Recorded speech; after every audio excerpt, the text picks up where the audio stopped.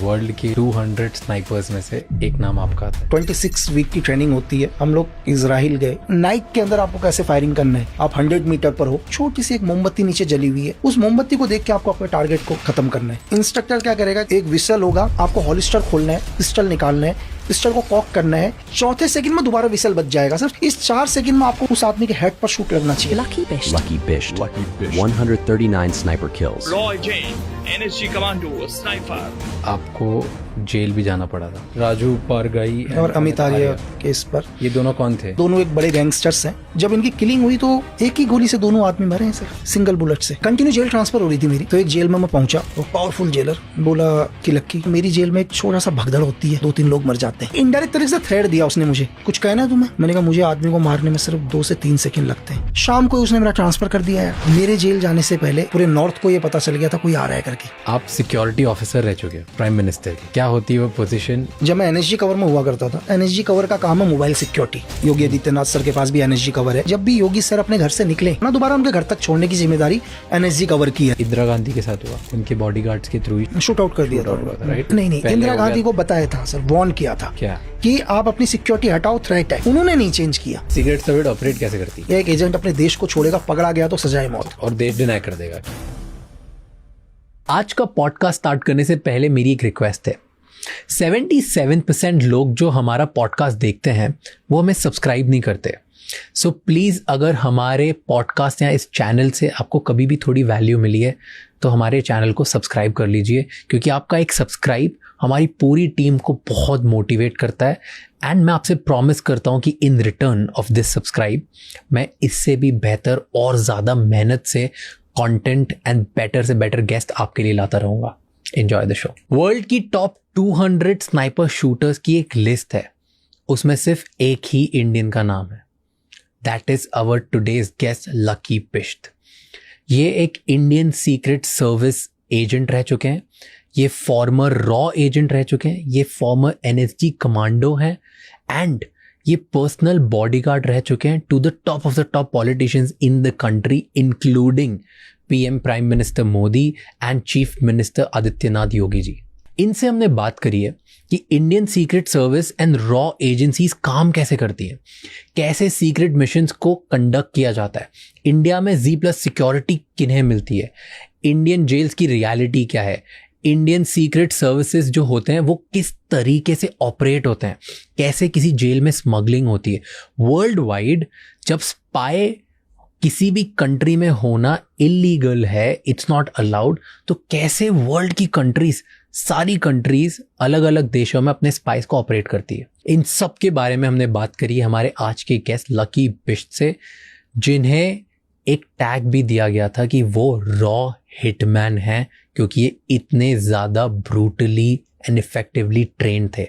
ये इंडिया के कुछ गिने चुने स्पेशल कमांडोज में से एक थे, जिन्हें इंडिया से इजराइल भेजा गया था फॉर ट्रेनिंग। एंड उस 2.5 साल की ट्रेनिंग में ये इतने ज़्यादा एक्सपर्ट हो गए कि अकॉर्डिंग टू हिम इन्हें ये सिखाया गया था कि 4 सेकंड के अंदर विदाउट एनी वेपन कैसे एक एनिमी को मारा जा सकता है।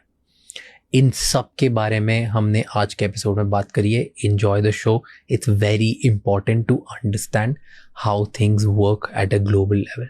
But before you do that, Raj Shamani clips and Raj Shamani shorts को जाके सब्सक्राइब कर लो, क्योंकि वहाँ पर हम इस बड़े एपिसोड की छोटी छोटी क्लिप्स डालते हैं ताकि आप कम समय में ज़्यादा से ज़्यादा इन्फॉर्मेशन ले पाएँ।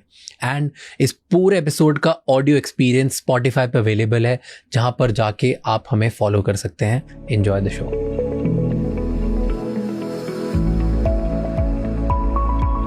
गूगल करा हमने लिस्ट ऑफ स्नाइपर्स, तो उसमें आपका नाम आता है। ठीक है, मतलब वर्ल्ड के 200 स्नाइपर्स में से एक नाम आपका आता है, और आपको जेल भी जाना पड़ा था। तो क्यों जेल जाना पड़ा था, एंड क्या ये पब्लिक रिकॉर्ड में सब हर किसी का नाम अवेलेबल रहता है कि जो स्नाइपर है डेडिकेटेड, उसका नाम पब्लिक में आ सकता है? नहीं, एक्चुअली क्या है सर, देखिए कि हर किसी का नाम भी नहीं आ सकता, डिपेंड करता है नाम कौन डालता है। देखो, उससे पहले भी अगर आप एक इंसिडेंट देखो 2011 से पहले भी, तो एक सिंपल था, दुनिया की नज़रों में कुछ भी हो, कि एक आइडेंटिटी मेरी अलग थी कि मैं डिफेंस के लिए काम करता हूँ, ठीक है, या इंडियन आर्मी के लिए काम करता हूँ, या स्पेशल फोर्स के लिए काम करता हूँ या एनएसजी के लिए। देन आने के बाद धीरे धीरे जब मुझे एक डबल मर्डर के केस में एक किलिंग होती है उत्तराखंड के अंदर, और उस किलिंग में अरेस्ट होता हूँ मैं, ठीक है। तो इसमें उस टाइम यूपीए की गवर्नमेंट थी, और यूपीए की गवर्नमेंट डिसाइड करती है, वहाँ की पुलिस और दिल्ली पुलिस और यूपी से कुछ बुलाए हुए, कि इस किलिंग के पीछे इसका हाथ है करके। तो कैसे, क्यों आपको ही क्यों पकड़ा? राजू पारगाई और अमित आर्य केस पर। ये दोनों कौन थे? एक्चुअली दोनों अगर आप रिकॉर्ड देखो तो दोनों के हिसाब से एज ए गवर्नमेंट रिकॉर्ड में दोनों एक बड़े गैंगस्टर्स हैं, ठीक है। दोनों बड़े गैंगस्टर्स, और कई केसेस हैं उनके ऊपर। मर्डर्स केस तो आम बात है, ठीक है, लेकिन कुछ आर्म्स डीलिंग्स पर भी हाथ है इनका। ओके, तो इलीगली वेपन स्मगल करते थे। वेपन्स और मर्डर्स तो आम बात थी, मर्डर्स वगैरह तो बहुत हैं। और इससे जब इनकी किलिंग हुई तो इनके ऊपर ये दोनों मर गए? दोनों मर गए। एक ही बुलेट से वन शॉट, एक बुलेट से दो लोग मरे? 2 आदमी, 1 bullet in 2 man kill sir. एक ही गोली से दोनों आदमी। ये कैसे हुआ? अब ये जो भी जिसने किल किया होगा उसी को पता होगा सर। तो इस केस पर मुझे अरेस्ट, एक ही गोली से दोनों आदमी मरे हैं सर, सिंगल बुलेट से। कैसे होता है, मतलब व्हाट इज पॉसिबल? अच्छा, पीएम एक ही कि जिसने भी मारा है, जिस शूटर्स ने भी मारा है इसको, जिस आदमी ने भी, उसने ऐसा एम लिया कि उसे दोबारा ना मारना पड़े 2 गोली। उसने इस टाइप का डायरेक्शन बनाया है कि वो एंगल लिया है कि एक ही साथ दोनों का हेड जाना चाहिए करके। दोनों के हेड एक साथ, एक ही गोली से। और कैसे पॉसिबल है? मान लो अगर ये 2 लोग हैं तो सामने से दोनों नहीं, तो फिर वो एंगल वैसा लेगा ही नहीं ना सर, साइड से रहते। एज ए थ्योरी के हिसाब से अगर जैसे मैं तो एग्जाम्पल के लिए आप और मैं बैठा हूँ, मैं और आप हैं अभी सामने, एक दूसरे के सामने बैठे हुए।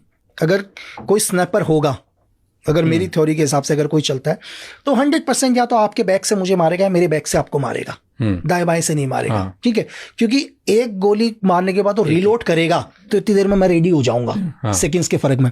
तो उसने जो भी एंगल बनाया है, या तो आपके 360 डिग्री बैक पर बनाया उसने, ठीक है, या मेरे 360 बैक पर बनाया, तो जो भी उसने पॉइंट रखा, उसने दोनों का हेड एक ही गोली से पॉइंट रखा है सर।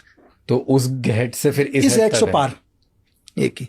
तो ये एक की अगर आप तो पावरफुल स्नाइपर नहीं, गोली बहुत पावरफुल है सर। गोली के अंदर क्या होता है, मैं आपको डिपेंड करता है गोली का रेंज क्या है। हर गोली का अपना रेंज होता है दुनिया के, ठीक है। आप एक पिस्टल से फायर करते हैं तो पिस्टल का रेंज है 15 मीटर सर। 15 मीटर पर मेरी तरफ से आप 12 सर भी लेके आ जाओगे तो 12 सर भी उड़ा देगा, वो पार कर जाएगा। अच्छा। AK-47 है, 300 गज रेंज है उसका। 300 गज में मुझे लगता है अगर हम 15 आदमी भी खड़े होंगे तो 15 को पार कर देगा सर। बट एक ही शर्त होनी चाहिए कि गोली आपके बोन में टच नहीं होनी चाहिए सर, क्योंकि बोन बहुत मजबूत होता है।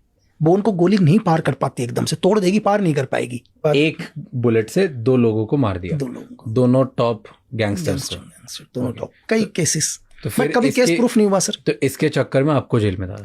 मुझे उठाया इस केस के ऊपर कि ये किलिंग भाई आपने करी है? मैंने करी है किलिंग, ठीक है। लेकिन किलिंग के लिए भाई उस टाइम यूपीए गवर्नमेंट एक ही चीज थी कि यार भाई किलिंग का कोई मोटिव तो होना चाहिए। क्यों मारूंगा?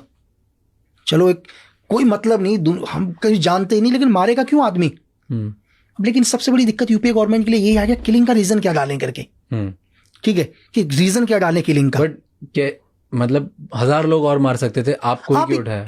कुछ तो मिला होगा, कुछ तो प्रूफ हुआ होगा कि नहीं बस शक के दायरे में उठा दिया। एक्चुअली क्या हुआ कि जिस क्राइम सीन पर उनकी डेड बॉडी मिली, उसी क्राइम सीन पर एक हॉलिस्टर मिला उनको। हॉलिस्टर मतलब पिस्टल जिस पर रखी जाती है, हाँ, ठीक है। और मेरी गन का जो लाइसेंस, मेरे पास जो गन है सेम उसी शेप की है, उसी साइज की गन है जो हॉलिस्टर आता है। और दूसरी चीज कि वहां की कुछ इंटेलिजेंस वगैरह को इनपुट ये लगा कि ये शॉट 100% उसके अलावा किसी का नहीं है। पहली चीज कि मतलब इस टाइप का शॉट और कोई से उन्होंने सिर्फ एक ही चीज बोला था, मतलब जिसने मेरे को अरेस्ट किया, जिस आईपीएस ने अरेस्ट किया, वो मुझे एक ही चीज बोलता है, देख कि मैं तुझसे ये नहीं पूछ रहा हूं कि तूने मारा, मैं तुझसे ये नहीं पूछूंगा। बोला मुझे मालूम है तूने ही मारा है, मुझे सिर्फ ये जानना है तूने क्यों मारा है। और क्यों ऐसा बोला? उसने एक ही क्वेश्चन किया, बोला कि ये शॉट तेरे अलावा दुनिया में किसी ने मारा ही नहीं है। उसका एक ही क्वेश्चन था सर। उसने बोल दिया मैं तेरे से ये नहीं पूछूंगा कि तूने मारा है या नहीं मारा, मैं तुझसे सिर्फ ये पूछ रहा हूं तूने क्यों मारा, ये तेरे अलावा किसी और का किलिंग है ही नहीं। तो 3 दिन तक रिमांड में रखा, 36 घंटे तक, वो भी बिना मतलब बताए गवर्नमेंट को, बिना कोर्ट अलाउ नहीं है किसी को भी। अच्छा। आप 24 आवर्स से अपनी कस्टडी में नहीं रख सकते, इल्लीगली रखा, इल्लीगली 36 घंटे तक अपनी कस्टडी में रखा। एक ही क्वेश्चन कि क्यों मारा। तो फिर आपको जेल में ले गए। फिर जब उनको कुछ नहीं लगा तो क्या मोटिव लगाएं करके, मोटिव भी तो चाहिए ना। अगर दुनिया के अंदर क्या है सर, 302 क्या है और 304 क्या है, 302 और 304 में क्या फर्क है? अगर कोई, जरूरी नहीं कि हर किलिंग 302 ही हो। क्या होता है 302 और 304? 302 क्या है, अभी आप और मैं यहाँ बैठे हैं और मैं एकदम से क्या करता हूँ, अभी आपको ये उठाता हूँ और मार देता हूँ, आपकी डेथ होती है। ये जाएगा, ये कोर्ट में 302 ही लगेगा अभी मेरे ऊपर। जो एक FIR दर्ज होगी, चार्जशीट होगी, वो 302 की ही दर्ज है, क्योंकि मेरे कहने से आप मरे हो। लेकिन कोर्ट में ये प्रूफ हो जाएगा कि जब मैं यहाँ पर आपसे पॉडकास्ट करने आया था, मेरा इरादा आपको मारने का नहीं था, मैं तो पॉडकास्ट करने आया था यहाँ पर, ठीक है। तो रैंडमली कुछ ऐसा हुआ कि मुझे गुस्सा आया और मैंने आपको मारा और आप मर गए, तो ये हत्या हुई, लेकिन गैर इरादन हत्या हुई। ओके, मतलब अनइंटेंशन, मेरा इंटेंशन तो नहीं था ना पहले से, लेकिन यहां पर हो गया। तो ये 304 है। तो 304 में आदमी को लाइफ टाइम नहीं है, 3 साल से लेकर 10 साल की सजा है, लेकिन किसी आदमी का इंटेंशन ही आपको मारने का है, तो वो 302 है। 302 है ना सर, मोटिव। 30 का जो सबसे इंपॉर्टेंट चीज है वो मोटिव क्या है मारने का। अगर मैं घर से ये सोच के आया हूं कि मुझे आपको मारना है, तो 302 है ना, लेकिन वो क्यों है आपको ये भी प्रूफ करना पड़ेगा क्यों, या तो मैं पागल तो नहीं हूं ना, तो कोई ना कोई तो रीजन देना पड़ेगा ना। क्या आपको मोटिव से आपको डाला अंदर? मोटिव था ही नहीं उनके पास कुछ भी, तो इसीलिए छोड़ दिया। बस लास्ट में छोड़ने में भी 4 साल लग गए सर। तो 4 साल आप जेल में थे? 4 साल जेल में थे, लगा लो, तारे और चांद नहीं देखे 4 साल में। और क्या किया आप अंदर जेल में गए? जेल में क्या करेगा आदमी 6x6 के कमरे में? कैसा होता है, क्या होता है सीन? छोटा सा, जितना जेल का आप और मैं जो बैठे हुए हैं, सेम इतना ही बड़ा कमरा है बस। हर इंसान को एक मिलता है? नहीं, एक नहीं मिलता। हर इंसान तो एक कमरे में 200 लोग रहते हैं। बस कुछ लोगों के लिए खासियत है कि उन्हें एक ही मिलता है, इनको इंसान भी मत दिखाओ। जैसे आपको वो मिला बस था? बिल्कुल भाई, यूपीए गवर्नमेंट ने बोला इसको आदमी के भी दर्शन मत कराओ, और 11 जिले ट्रांसफर।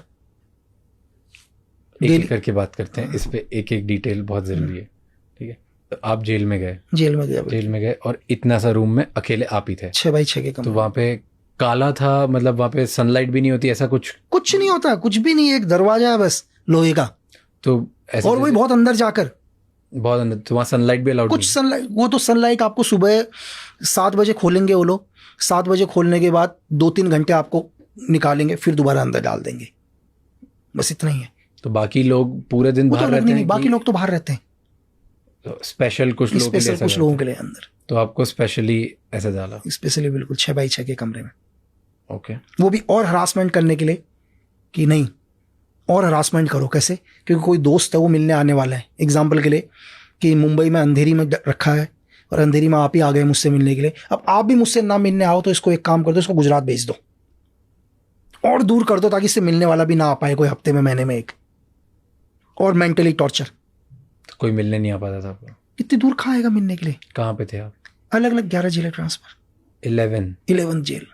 सबसे पहले घर के नज़दीक वाली जेल में नैनीताल जेल, फिर नैनीताल से हल्द्वानी जेल, हल्द्वानी से अल्मोड़ा जेल, अल्मोड़ा से पौड़ी जेल, पौड़ी से टिहरी जेल, टिहरी से फिर देहरादून जेल, फिर हरिद्वार से सर्कल कंटिन्यू घुमाते रहे। तो अब आपको जेल में डाला, तो जेल में और क्या होता है? जैसे एक तो आपको बंद रखते हैं, फुल टाइम वहीं पे रखते हैं, और 4 साल वहीं रखा। और मेंटली टॉर्चर।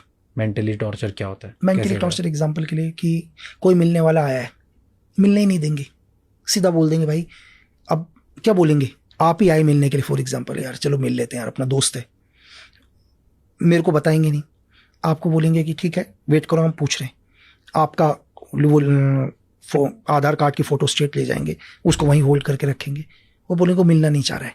आप और गुस्सा कि यार मैं एक तो इतनी दूर से मिलने आया हूँ करके, है ना, अपना जो टाइम खराब करके आया हूँ ना, 2 घंटे 3 घंटे के रास्ते से मिलने आया हूँ, साला मिलने ही नहीं रहा, अगली बार से मिलने भी नहीं आऊँगा, और मेरे को कभी बताएंगे नहीं आप मिलने आए थे करके। तो ऐसे बहुत लोग साथ, बहुत बिल्कुल। ठीक है, तो एक ये क्या, फिर जब जेल में अंदर जाते हो तो जेल में अंदर थ्रेट नहीं था? थ्रेट क्योंकि वहां पर भी तो बदतमीजी करते हैं लोग। नहीं बिल्कुल, थ्रेट जेल में होता है। मैंने जैसे हम लोगों ने मूवीज में देखा है और सुना है, डिपेंड करता है सामने वाला कौन है सर। नहीं, जैसे जेल में, हाँ, मतलब यूजुअली जो नए लोग जाते हैं जेल, बिल्कुल 100%, तो उनके साथ 2-3 मेन होते हैं। एक तो सबसे पहले पैसा मांगा जाता है, 100% बिल्कुल, कि अंदर जाते हो प्रोटेक्शन मनी, अगर आपने पैसा नहीं दिया तो आपको मारा जाएगा बहुत, दैट इज फर्स्ट। सेकंड आपके साथ होता है कि सेकंड है बुली करते हैं ज़बरदस्ती, आपसे काम कराया जाता है, ऐसे काम कराए जाते हैं जो आपको नहीं करना, ड्रग्स वगैरह के काम करो, इधर उधर से चीज़ें लेके आओ, किसी को भी मारो, दूसरों को मारो, जाके आप दूसरों के आदमी बन जाओ। और तीसरा रेप, बिल्कुल, कि वहाँ के जो दादा पहलवान टाइप लोग होते हैं वो नए लड़कों के साथ, नए लोगों के साथ रेप करते हैं जबरदस्ती, राइट? ये 3 टाइप के थ्रेट्स यूजुअली बहुत ज़्यादा होते हैं। बहुत, बिल्कुल बिल्कुल। तो पहला बात करते हैं, पैसे के लिए किसी ने थ्रेट नहीं लगाया? इसका मैं आपको बताता हूँ। जैसे कि मेरे जेल जाने से पहले पूरे नॉर्थ को ये पता चल गया था कोई आ रहा है करके।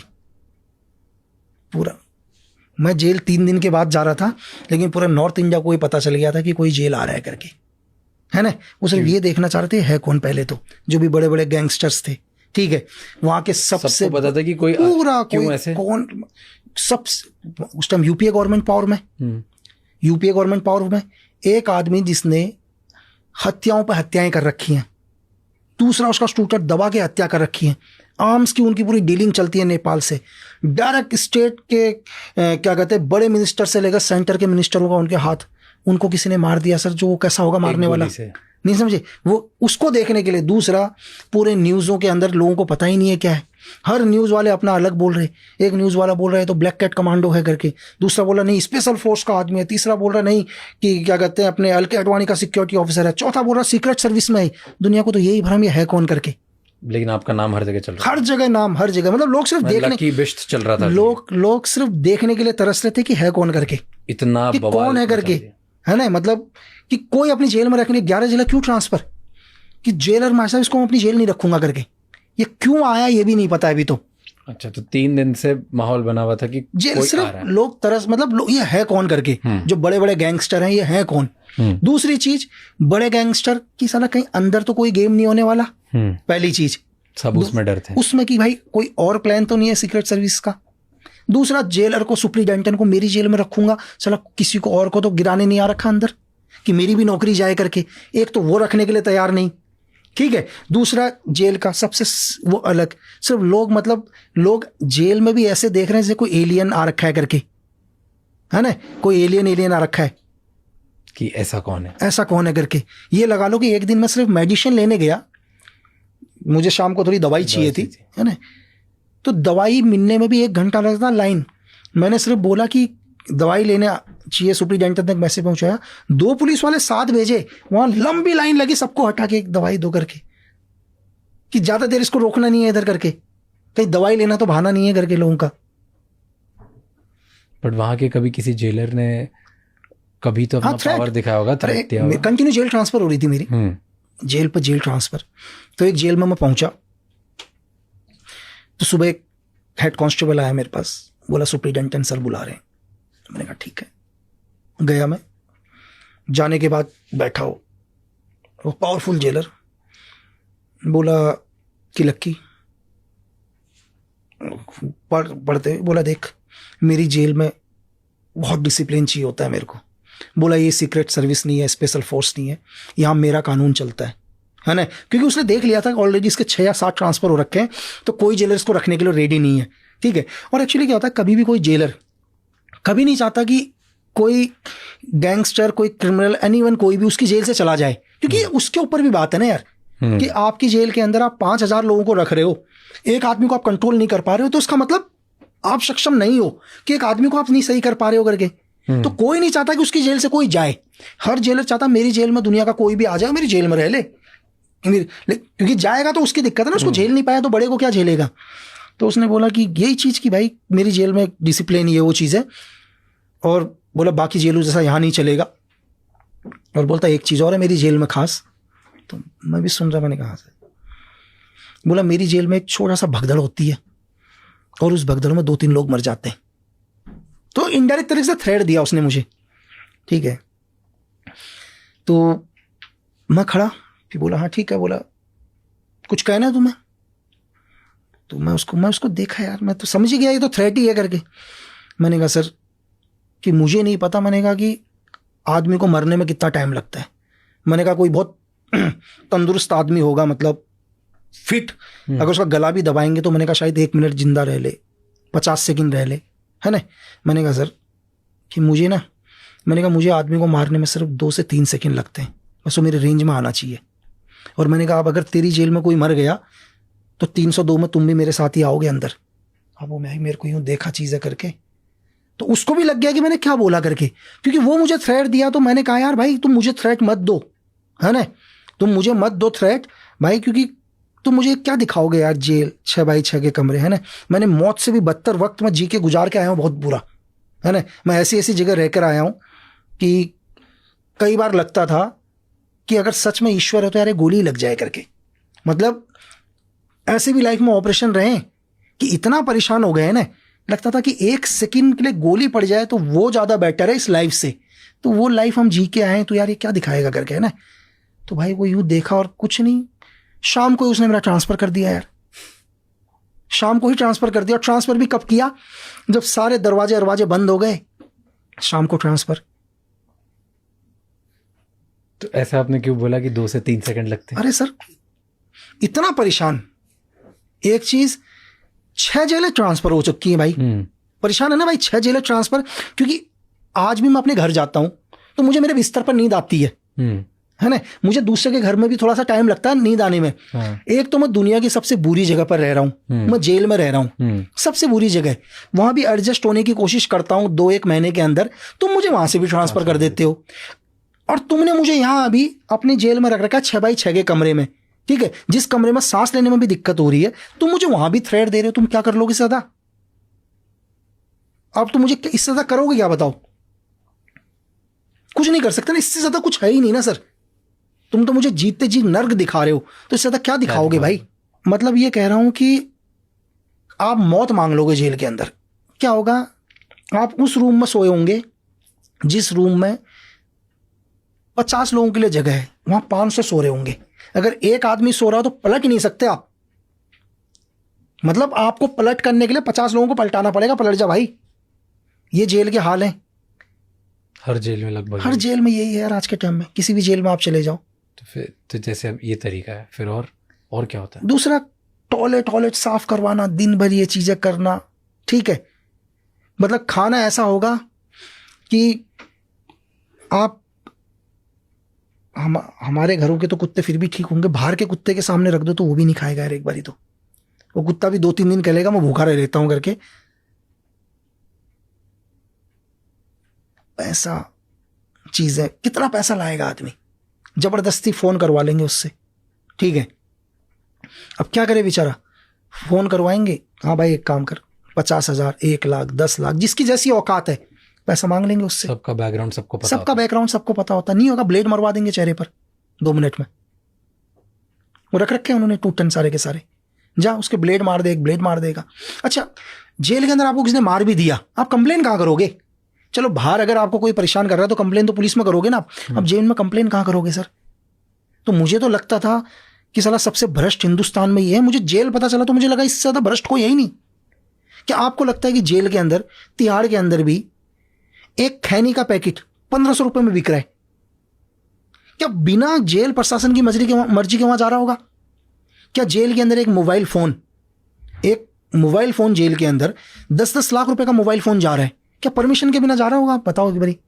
क्या जेल में जैमर्स लगे हुए हैं, सब कुछ लगा हुआ है, फिर भी आपकी जेल से थ्रेट जा रहा है? क्या बिना जेल प्रशासन के कोई ये कह दे? कभी पॉसिबल ही नहीं है। और वो गैंगस्टर लोगों को थ्रेट दे रहे हैं यार। अबे तुम क्या थ्रेट दोगे यार, क्या पावर दिखाओगे? तू पहले खुद बाहर निकल के दिखाना। जेल में अगर पैसा नहीं होगा तो एक रोटी नहीं खा पाएंगे ढंग से। अब वो पैसा कैसे कमाएं? यूज करना है दूसरों का। मतलब जेल में अगर आप हो और जेल में आपको नॉर्मल खाना नहीं मिलेगा अगर आपने पैसे नहीं दिए तो? नहीं, नॉर्मल मिलेगा ना, आप खा भी नहीं पाओगे उसको, वो खाना आप खा भी नहीं पाओगे ना यार। तो आपको अच्छा खाना चाहिए। आपको अच्छा खाना क्या, नॉर्मल खाना तो चाहिए। नॉर्मल खाने के लिए तो आपके पास 5-10 लाख रुपए होने चाहिए मंथली जेल में देने के लिए। और ये स्मगल करके खाना मंगवाना पड़ता है बाहर से। अरे आप एक एग्जाम्पल के लिए आपने ये बोल दिया कि मेरे खाने पर मैं जो शाम को खाना खाऊं उसमें टमाटर और प्याज डला होना चाहिए, तो उसके लिए भी आपको लाख रुपए देने पड़ेंगे ना महीने के।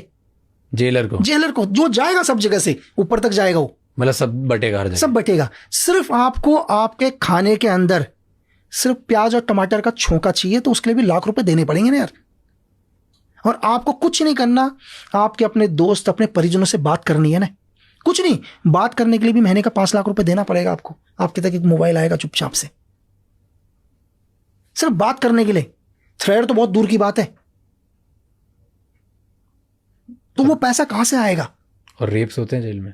हाँ बिल्कुल, जो इनोसेंट्स लड़के लोग हैं खुले, पता है सब लोगों को ऊपर से। कंप्लेन कहां करोगे?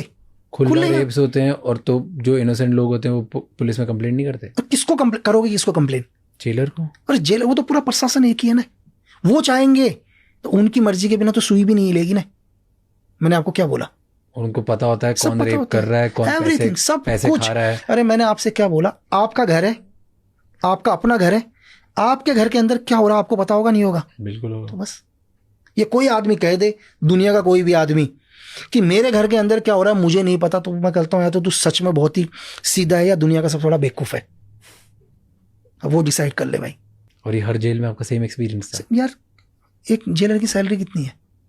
कितनी सैलरी होगी? 70,000, 80,000, लाख। जमीनें कितनी है, गाड़ियां कितनी है, बच्चा कहाँ पढ़ रहा है, सब निकाल के देख लो ना। किसी भी आदमी का चेक कर लो ना।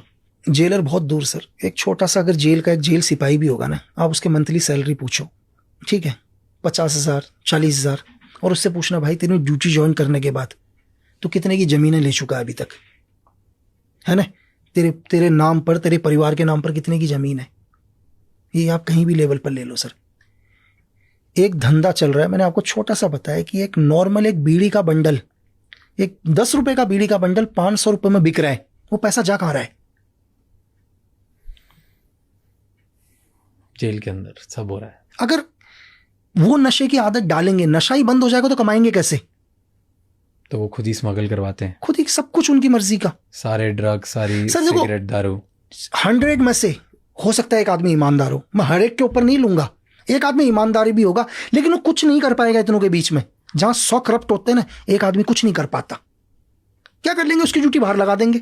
देखा हुआ मेरा, एक ईमानदार आदमी नहीं लेता घूस, वो नहीं आएगा अंदर, उसको हमेशा बाहर खड़ा करके रखेंगे हथियार पकड़ के, कहेगा भाई मैं ये सब चीज नहीं होने दूंगा। कुछ नहीं, सुबह आएगा कि भाई तू संतरी रहेगा बाहर, वो कभी अंदर नहीं आएगा।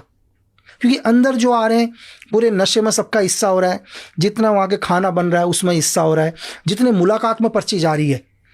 क्यों तुम प्राइवेट VIP मुलाकात करा रहे हो? एक पावरफुल आदमी चला जाए अभी जेल में, वो रात को 7 बजे भी मुलाकात कर लेगा, 50,000 रुपये देगा, वहां पर आ जाएगा एक आदमी मुलाकात करने।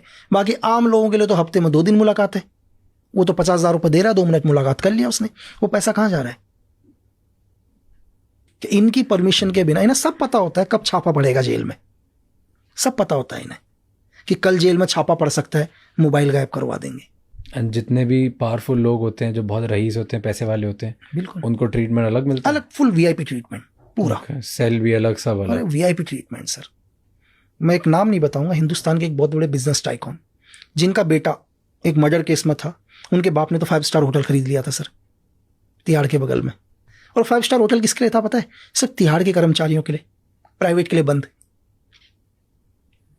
अब क्या लोगे और बताओ? और वहां उनका बेटा वहां रुकता था? नहीं, बेटा नहीं रुकता था, बेटे को जेल में अच्छे खाना मिले करके उनके लिए 5 स्टार होटल फ्री था जेल स्टाफ के लिए। तो वहां से खाना जाता था उसके लिए, मतलब उसके लिए अच्छा ट्रीटमेंट मिल जाए तो एक 5 स्टार होटल ही फ्री कर दिया ना जेल के लिए, तिहाड़ जेल वालों के लिए। अच्छा, कि कभी भी आप जाओ, बच्चों के साथ जाओ, आप लोगों के लिए फ्री है सब कुछ। सब आपके लिए, बस मेरे बच्चे का ध्यान रखना, मेरे बच्चे का ध्यान रख लेना। एक दिन के जो बड़े बड़े बिजनेसमैन के लोग जाते हैं, एक दिन के 20-20 लाख रुपए लेते हैं जेल के अंदर। जेल की। इतना तो मुझे नहीं लग रहा कि दुनिया के किसी 5 स्टार होटल का कमरा भी इतना महंगा होगा करके, है? पता है एक का बच्चा 10 दिन आने वाला है अंदर करके, ठीक है, तो 10 दिन 20 लाख रुपए पर डे लगेगा, लेकिन बच्चा सही रहेगा। 2 करोड़, 2 करोड़ में तो मुझे शायद दुनिया का कोई होटल होगा, शायद मैं तो रहा नहीं सर, तो इतना महंगा तो दुनिया का कोई होटल भी नहीं होगा जितना उस जेल का एक कमरा होगा। 20 लाख रुपए का मैंने कोई स्वीट भी नहीं सुना। तो आप सोच लो, और कमरा 20 लाख रुपए का है। हिंदुस्तान का सबसे महंगा कमरा 5.5 लाख तो रुपए। सोचो, बस तुम्हारे बच्चे को सेफ रख लेंगे, बच्चे के साथ कुछ गलत नहीं होगा, वो सेफ अकेला रहेगा। कितना पैसा दे दिया होगा आसाराम ने, आप सोच भी नहीं सकते, जोधपुर जेल में। हाँ, VIP ट्रीटमेंट करते हैं। बिल्कुल 100%। नहीं तो आसाराम को तो रातों रात गैंगस्टर सारा पैसा मांग लेंगे रातों रात। आप छोड़ के देख दो 10 मिनट के लिए आसाराम को गैंगस्टरों के साथ, बिल्कुल वो तो आधी प्रॉपर्टी ले लेंगे आसाराम की बाहर। तो पुलिस ही, जो जेल के जो स्टाफ है, वो ही सिक्योरिटी देते हैं अंदर बिजनेसमैन को, ताकि उन्हें पैसा मिले। वो गैंगस्टर के पास छोड़ते नहीं उन्हें, डिफरेंट रखते हैं 100%, अलग ही रखेंगे। अलग सेल में रख लेंगे उसको। बट गैंगस्टर तो कोशिश यही कर रहा है कि किस तरह से उधर तक पहुंचूं मैं। क्या चीज? हाँ, कोशिश करेगा गैंगस्टर भी अपना, ठीक है, अगर वो नहीं दे रहा होगा जेल स्टाफ को पैसा तो गैंगस्टर से फिर मांड वाली हो जाएगी ना, तू मांग और हमारा आएगा 50-50। दोनों तरीके हैं ना उनके पास। डायरेक्ट जेलर से या तो डायरेक्ट कर लो या वैसे कर लो, करना तो है ही, करना तो है भाई, नहीं तो बिल्कुल रहने नहीं देंगे। ना कहाँ करोगे कंप्लेन यार, कंप्लेन करोगे कहाँ? तो ये खराब नहीं है बहुत पूरे इंडिया में है तो बिल्कुल। फिर और हर किसी के साथ गलत होता है जेल के अंदर। नहीं यार, गरीब लोग हैं, गरीब लोगों के साथ तो क्या गलत होना, तो वैसे ही गरीब है, उनके साथ तो ना उनका देने के लिए है ना कुछ नहीं है, वो तो क्या करेंगे। जो ठीक ठाक सा आ गया तो बस पूछो मत, खत्म हो तो ठीक ठाक सा जो आ गया। और कोई आप 11 जेल में गए, 11 के 11 में एक जगह आपको ऐसा नहीं लगा कि सही है? सारे, मैंने कहा जो सही होगा वो अंदर आएगा ही नहीं, उसकी ड्यूटी लगेगी ही नहीं अंदर। मतलब आज किसी को अगर जेल होती है, किसी को भी एक ठीक ठाक इंसान को, तो वो लगभग आपके 11 जेलों के एक्सपीरियंस से आपको ऐसा लगता है कि वो गया, मतलब उसे पैसा देना ही पड़ेगा। 100 लोग अगर जेल गए ना, 100 लोग, तो 100 में से 99 को पैसा देना पड़ेगा। या तो कोई ऐसा ही पावरफुल हो जिसका IAS बाहर बैठा हो, IPS बाहर बैठा हो, तो उससे तो नहीं लेंगे। कोई IAS का चला गया रिलेशन में, कोई IPS का चला गया, कोई मिनिस्टर का चला गया, ये लोग छूटेंगे। ठीक है, तो पावरफुल है जो छूटेंगे, उनसे ज्यादा पावरफुल होने चाहिए। नहीं समझे कि जो जेलर से ज्यादा पावरफुल, जो जेलर से ज्यादा पावरफुल होने चाहिए, जेलर और गैंगस्टर से ज्यादा पावरफुल वो लोग होने चाहिए, तो वो सेफ है। एक नॉर्मल आदमी चला गया तो नहीं, नॉर्मल भले पैसे वाला हो, कुछ भी हो, कुछ कोई ना नॉर्मल चाहे कुछ भी हो। मतलब मेरे को स्टार्टिंग से स्टार्ट करें, कहाँ पैदा हुए आप और किस टाइप के घर में हुए, क्या करते थे, क्या बनना चाहते थे? बचपन से ही आर्मी में जाना था, ऐसा कुछ भी नहीं है। घर पर देखा, मतलब ग्रैंडफादर को तो मैंने देखा नहीं है ना, तो मेरे पैदा होने से पहले वो शहीद हो चुके थे 1971 के वॉर में, तो ग्रैंडफादर को नहीं देखा मैंने। तो मेरे फादर को देखा, पड़ोसियों को देखा, सब आर्मी से ही। तो ऐसा नहीं कि मुझे भी जाना था, ठीक है। तो मैं अपने बुआ के वहाँ पढ़ाई के लिए आ गया था, जयपुर। ओके। तो मैंने जयपुर से ही, एजुकेशन मेरी जयपुर से ही है, केंद्र विद्यालय से, तो वहीं से पढ़ाई करी। और कुछ नहीं पता था कि मैं ये करूंगा करके, ऐसा नहीं है कि मैं ये बोलूँ कि मैंने यही करना था। और मैं तो ये कहूँगा कि मुझे खुद नहीं पता चला कि धीरे धीरे कैसे हुआ सब चीज़ें। तो कैसे, बट मेरे को समझाओ कि जब केंद्रीय विद्यालय में थे तो तब क्या बनना था, कुछ पता नहीं? कुछ नहीं पता था, क्योंकि अब मैंने कहा मैं दूसरी दुनिया में आ गया हूँ। अब कुमाऊं से हट के मैं राजस्थान की दुनिया में आ गया हूँ, जहाँ कोई आर्मी नहीं, कुछ नहीं, कोई मतलब नहीं है, जहाँ मैं पढ़ाई कर रहा हूँ। ठीक है, किसी ने क्या बनना।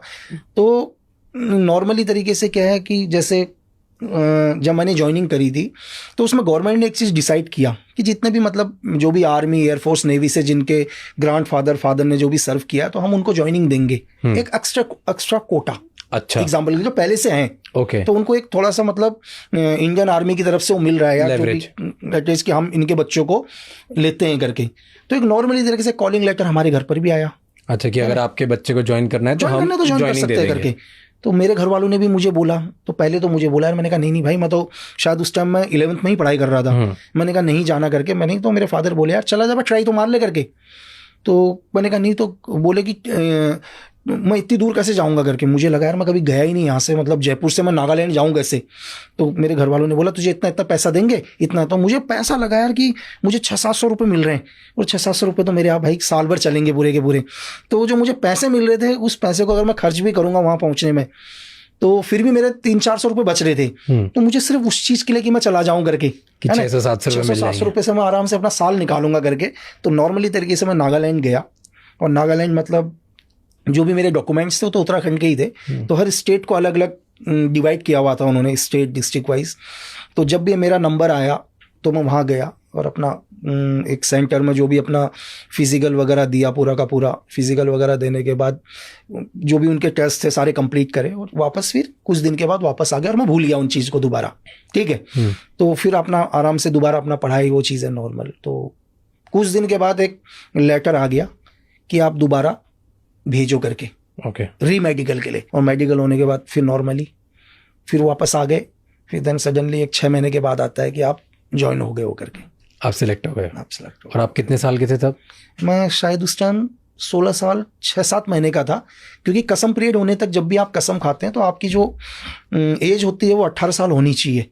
तो इतना तो ट्रेनिंग पीरियड के अंदर ही तो 16 से 18 के बीच में ट्रेनिंग हो रही थी। तो कहाँ पे फिर आपको लेटर आया, फिर कहाँ पे ज्वाइनिंग हुई? फिर दिल्ली गया मैं। दिल्ली जाने के बाद रैंडमली पहली बार दिल्ली पहुंचने के बाद हम लोग पहुंचे, और भी मेरे साथ कुछ लोग थे, ठीक है। तो हम यहाँ से बाहर निकलते हैं ट्रेनिंग के लिए। वैसे 26 वीक की ट्रेनिंग होती है। हम लोग इजराइल गए। क्या होता था ट्रेनिंग सुबह से लेकर रात तक, बताओ? लेकिन वहाँ पर एक ही मेरे को एक बहुत बढ़िया चीज़ लगा वहाँ, कि वहाँ की ट्रेनिंग दुनिया में सबसे अलग थी। कि मुझे ये नहीं पता था कि कल सुबह का, मुझे पता है कि कल सुबह क्या होना है, मुझे कल सुबह के बाद का नहीं पता। ये मुझे 2.5 साल के बाद पता चला। ऐसा क्यों? ओके। रीज़न क्या, हमारे को शाम को लगभग जब भी हम वहाँ से, हमारा जो ग्रुप इंस्ट्रक्टर था जो भी हमको छोड़ता था, वो बोलता था अर्ली मॉर्निंग में आप 0400 आवर्स पर पीटी ग्राउंड पर रिपोर्ट करोगे करके। अब हमारा काम है 0400 आवर पर पीटी ग्राउंड पर पहुंच जाना। मतलब 4 बजे? 4 बजे मैंने तो हम 4 बजे वहाँ सब खड़े हो जाएंगे बिल्कुल टाइम के हिसाब से। जो भी हमारे इंस्ट्रक्टर आएंगे, सुबह पीटीआई आएंगे, वो हमारे को पीटी कराना स्टार्ट करेंगे। पीटी कराएंगे, पहले पीटीआई लेके जाएगा, 5 किलोमीटर दौड़ाएगा, देन वो हट जाएगा, नेक्स्ट पीटीआई आएगा, वो 5 किलोमीटर ले जाएगा, ऐसे ही करके 20 किलोमीटर दौड़ाते थे वो, ठीक है। तो लास्ट में जो आएगा वो एक जीसीओस रैंक आएगा, जिसकी एज होगी कम से कम 45 के समथिंग। वो लास्ट में बोलेगा, मैं भी तो मेरी एज, चले तुम 16-17 ईयर के हो और मैं 54, मतलब इस एज का तुम मेरे बराबर नहीं दौड़ पा रहे हो। तो हम मन में तो ये बोलते थे, यार सर आप तो अब भी आए हो, हम तो 15 किलोमीटर से दौड़ रहे हैं लगातार, है ना। तो जब भी ये पूरी एक्सरसाइज खत्म होती थी, 4 से लगा 6-7, कोई फिक्स टाइम नहीं था, 6:30 भी अगर खत्म हुआ पीटी, तो लोग बोलते थे यार कि आप, वहाँ पीटी खत्म हुआ, फिर एक इंस्ट्रक्टर आता था, बोलता ठीक है ब्रेकफास्ट करके तुम 730 आवर्स पर बीओसी में रिपोर्ट करो। अब घड़ी में टाइम देखें हम, यार 6:30 बजे तो हम यहाँ से छूटे हैं, जाने में हमारे को आधा घंटा लगेगा, हम कब हम अपना ब्रेकफास्ट करेंगे, कब हम अपना वेपन लेंगे, ठीक है। मतलब वो टाइमिंग वैसा था, आप कितनी भी कोशिश कर लो, आप 5 मिनट लेट ही पहुंचोगे। मतलब आप कोशिश पूरी कर लो, आप उड़ के भी जाओगे ना तो भी आप 5 मिनट लेट पहुंचोगे, आपको वहाँ सजा मिलनी है। क्या सजा होती थी लेट होने की? सजा क्या है कि जैसे आप वहाँ गए, तो वहाँ जाने के बाद इंस्ट्रक्टर बोलेगा हाँ भाई कि चलो मैं तुमसे पहले आ रखा हूँ करके, और तुम मतलब 2-4 गाली उसने देनी, और सजा क्या होगी कि उसको टच, आदमी की मरने जैसी हालत वहीं हो जाती थी। मतलब आप ताकत नहीं रही बॉडी में, वो मतलब कि जितना हम सुबह एक्सरसाइज करके आए हैं, जो 20 किलोमीटर दौड़ के आए हैं, वो हमारे को विदिन 5 मिनट के अंदर उतना ही थका देता था। और एक साथ हाथ में उनके गोल्फ के स्टिक रहते थे, ठीक है। अब वो एक जिसके पड़ गया, तो फिर उसके बाद होने के बाद नेक्स्ट भी बीओसी बैटल ऑब्स्टिकल कोर्स, फिर वो करना पूरा का पूरा 26-27 ऑब्स्टिकल से वो पूरा करना। तो लगभग 9, 9:30, 10 वहाँ बज गए। फिर जैसे 10 होंगे खड़ा, तो वो बोलेगा ठीक है अभी घड़ी में 10 बज गए हैं करके, आप 10:30 बजे रॉक क्लाइंबिंग रिपोर्ट करो। अरे फिर रॉक क्लाइंबिंग, फिर भागना उधर। और साइकिल उन्होंने वो दे रखी थी कि जिस साइकिल के पीछे वो स्टैंड भी नहीं था बैठने का, मतलब जिसको साइकिल चलानी नहीं आती उसके लिए तो भाई वो तो महाभारत ही था, आप बैठा ही नहीं सकते ना किसी दूसरे को। तो फिर वहाँ पहुँचना, अपना रॉक क्लाइंबिंग में पहुँचना। फिर रॉक क्लाइंबिंग में अब उसने देख लिया ये आ गए करके, तो पहले तो रॉक क्लाइंबिंग में पहुँचने से पहले हाथ को ही खत्म कर देगा, 200, 250, 300 तो डिप्स लगाएगा। अब जो हाथ में बिल्कुल ताकत नहीं रहेगी, फिर कहेगा चलो ऊपर करके, ठीक है। अब रॉक क्लाइंबिंग खत्म होगी, वहीं पर आपका टी वगैरह आ जाएगा। तो रॉक क्लाइंबिंग जैसे कोई नहीं कर पाया, नहीं जानने ऐसा नहीं है कि डेफिनेटली हम क्या बोल रहे हैं कि हर चीज का एक प्रोसीजर है। ओके। ऐसा नहीं है कि फर्स्ट दिन ही आपको धीरे धीरे आपके स्टेमिना को बढ़ाया जाएगा। जैसे आज हमने 10 किलोमीटर दौड़ा है, कल हम 15 दौड़ेंगे, उसके दिन 20 दौड़ेंगे, नेक्स्ट दिन हम 2 ही किलोमीटर दौड़ेंगे। वो सब चीज एवरेज को करके रखते हैं, ठीक है। और पहले मैंने आपको बोला, वहां जाने से पहले वो लोग पूरा स्टेमिना पहले ही चेक करते हैं कि है या नहीं है करके। ऐसा नहीं है, मतलब मैंने आपको क्या बोला कि पूरे इंडिया लेवल से उन्होंने बुला रखे हैं, वो ट्रेनिंग के लिए उन्होंने 32 लड़के सेलेक्ट करें, तो उन्होंने डेफिनेटली देखा है कि इसका स्टेमिना क्या है करके पहले से, है ना, वो झेल पाएगा नहीं झेल पाएगा। तो फिर रॉक क्लाइंबिंग करी, जैसी आए मतलब बुरा हाल हुआ, 12, 12:30 बज गए। तो फिर बोलेगा एक काम करो, आप 15-20 मिनट का टाइम देगा, बोलेगा यूएससी में रिपोर्ट करो, मतलब अनआर्म कम्बाट, जो फाइटिंग वगैरह चलती है मार्शल आर्ट टाइप का। तो वहाँ एक पिट बना हुआ है, उस पिट के ऊपर हम लोग पहुंचेंगे। फिर वहाँ पर फाइटिंग तो सिखाएगा 15 मिनट, 2 घंटा वो वैसे ही बर्बाद करेगा। मतलब उसको टच, इसको गोद में उठाओ, मतलब मरने से बुरी हालत। और जब बॉडी के ऊपर मतलब दुनिया भर की मिट्टी होगी, बालों में भी मिट्टी होगी, फिर एकदम से वहाँ पर एक गाड़ी पहुँचेगी और बोलेंगे भाई आपके पास 15 मिनट का टाइमिंग है, खाना खाने के बाद स्विमिंग में रिपोर्ट करो करके। अब भाई आप क्या खाना खाए, हाथ कब, जब तक लास्ट वाले का नंबर आता था टाइम खत्म हो जाता था, ठीक है। मतलब आपके पास सब कुछ है, अब खाना भी आप कैसे खाओगे यूएससी पिट में, हम लोग प्लेट सामने रखते थे और अपने आप को बहुत दूर रखते थे बॉडी को, दूर से ही खाना लेते थे स्पून से, क्योंकि पूरी मिट्टी आ जाएगी आपके उसमें, है ना। तो ये लगभग ये लगा लो आप कि ये रात को 12 साढ़े 12 बजे तक 12 साढ़े 12 तक कंटिन्यू, जब थ्योरी की क्लास में बैठेंगे तो भाई साहब नींद ऐसी आ रही पूछो मत। वहां ट्रेनिंग, रात को थ्योरी की क्लास होती थी, थ्योरी की क्लास है, और वहां मतलब कितनी भी कोशिश कर लो, मतलब जानबूझ के हम लोग खड़े हो जाते थे कि यार नींद ना आए करके। वो एक स्टिक लेके बैठा हुआ कान में सीधा मारेगा तो बुरा हाल, हर बारी ट्रेनिंग चेंज।